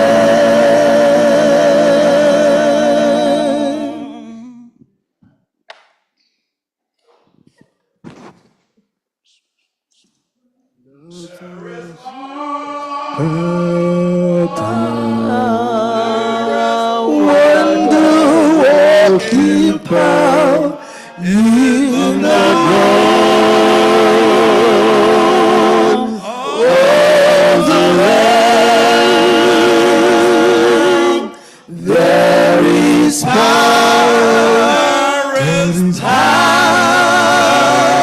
wonder-working power in the precious blood of the Lamb. Symbolically, I'm anointing our elder and using him as a proxy for all those who are shut in, who cannot make it here physically. We are even anointing our own pastor in this congregation and his household.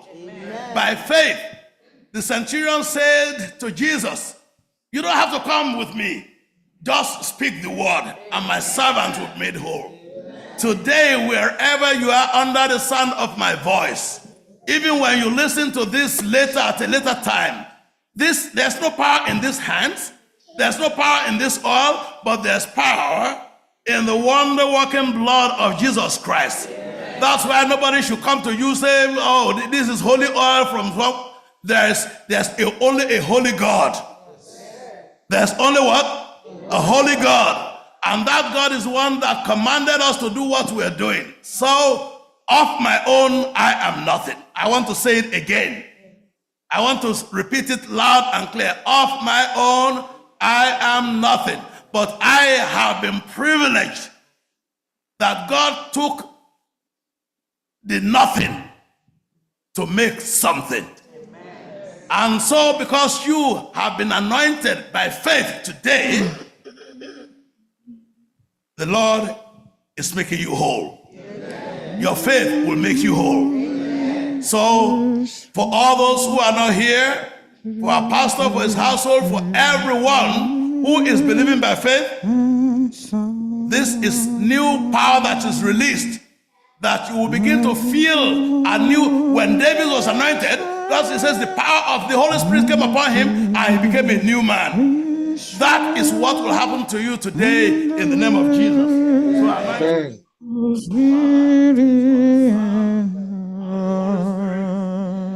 Amen. Amen. Seek yes, I know He cares. His heart is the streets my grief. When the days are weary, the Lord lies buried. I know my Savior cares. What are you doing here? Waiting for the glory of the Lord.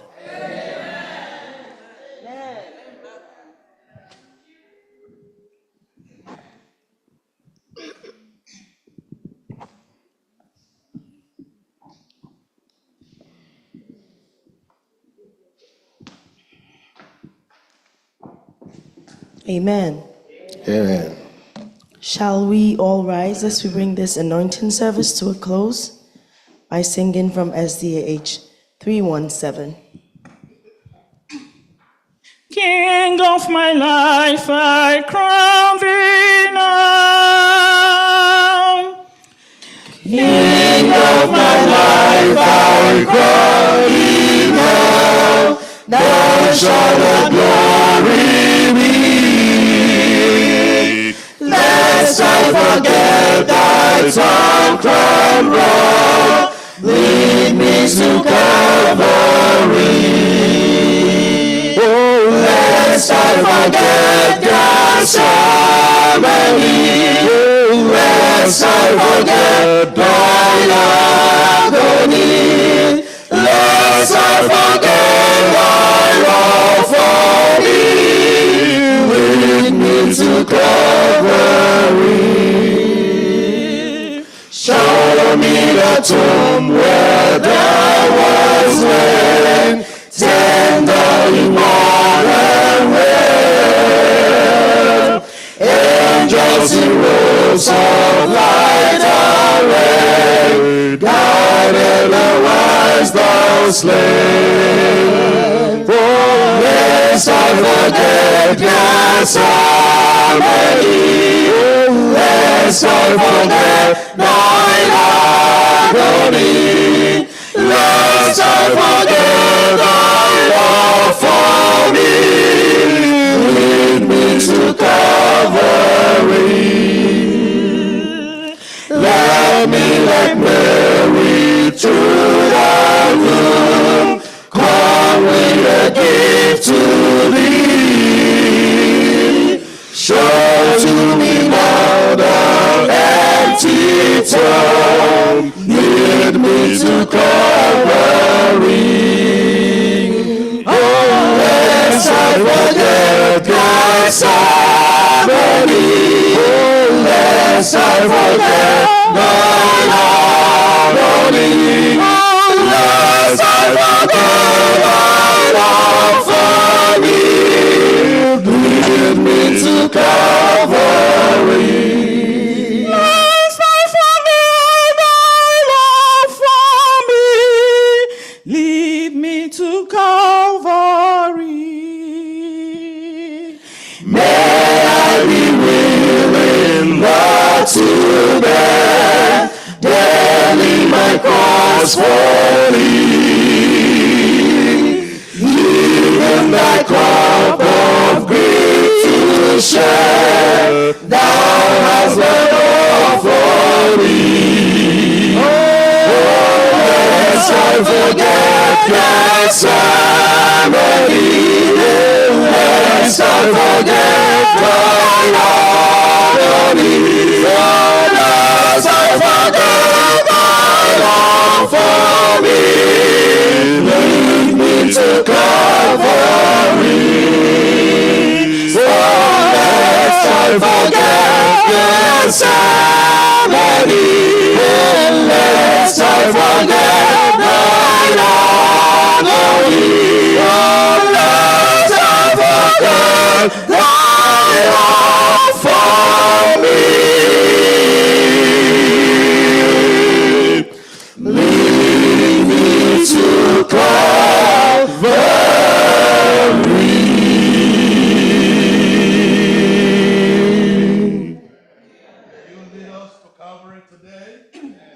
Lord, may we go forth in the power of the Holy Spirit.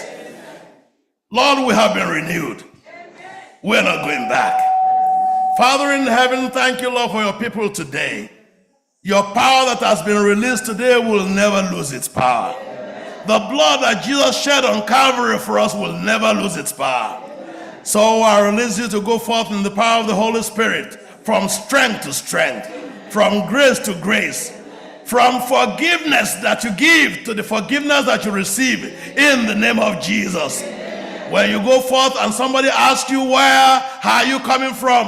What are you doing here? You let them know that you have just heard the voice of the Lord. You let them know that the Lord has just met with you anew. You let them know that the power of the Lord has been unleashed in your favor. Your failures are now going to become your successes.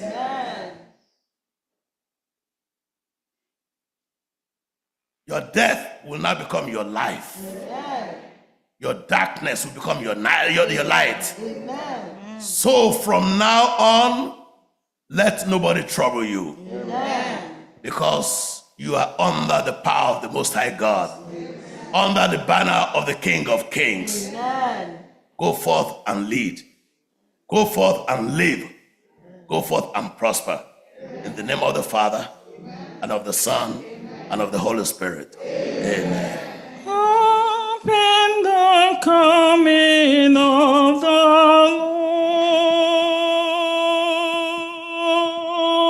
Lord. We have this hope that the Spirit out. Hope in the coming of the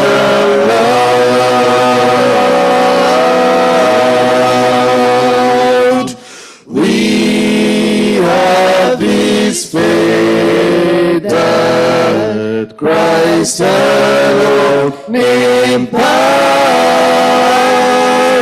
Faith in the promise of the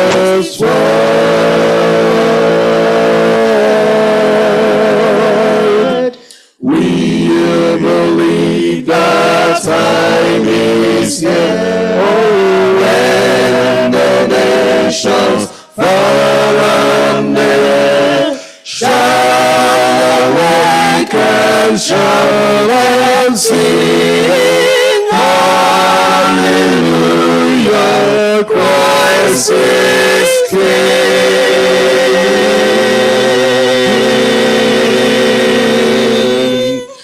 We have this hope that burns within our hearts. Hope in the coming of the Lord.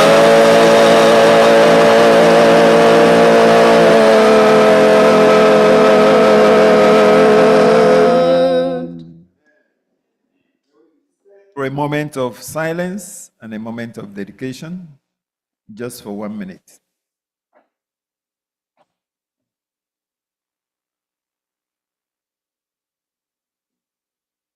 Just thank God that you are here today. Thank Him that you responded to that question, where are you?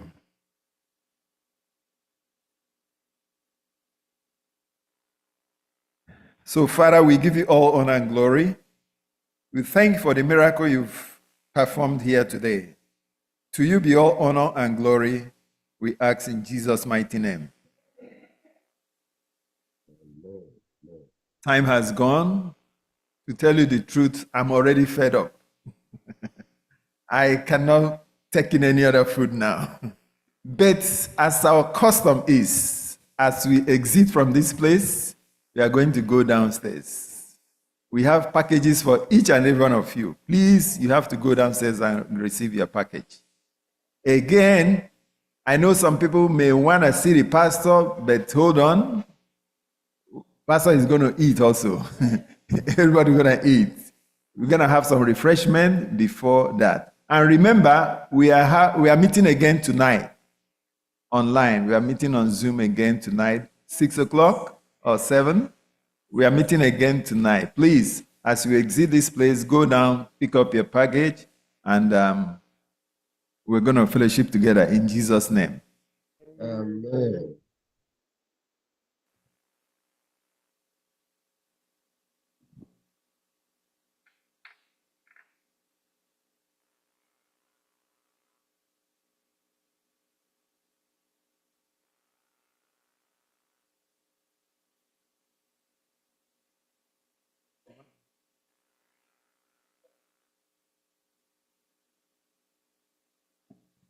Yeah, everybody will go downstairs to have the refreshment, okay? All right. Amen? Let's do that quickly.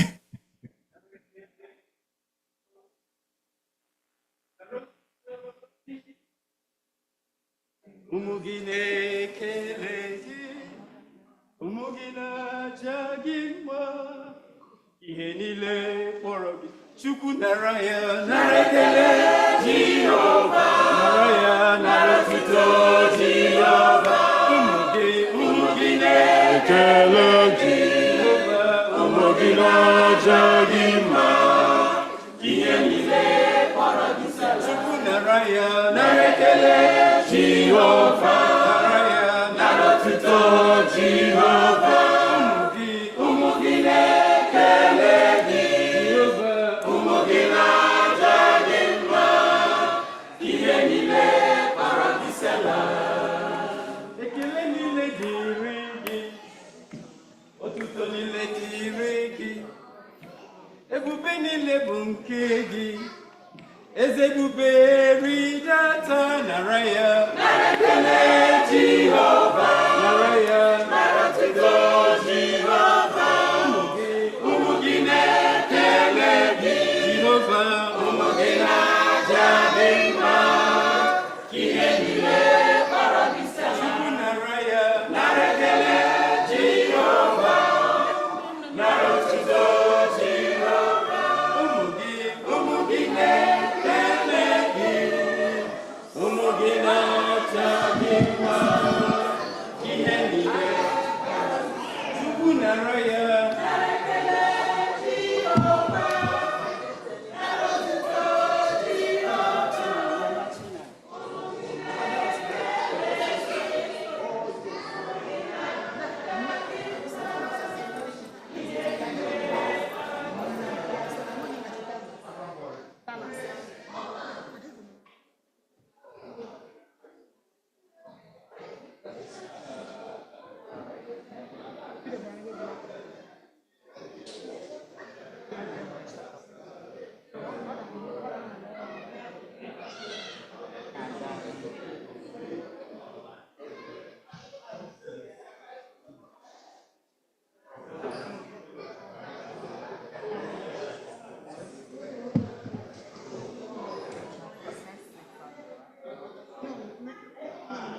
Friday, okay.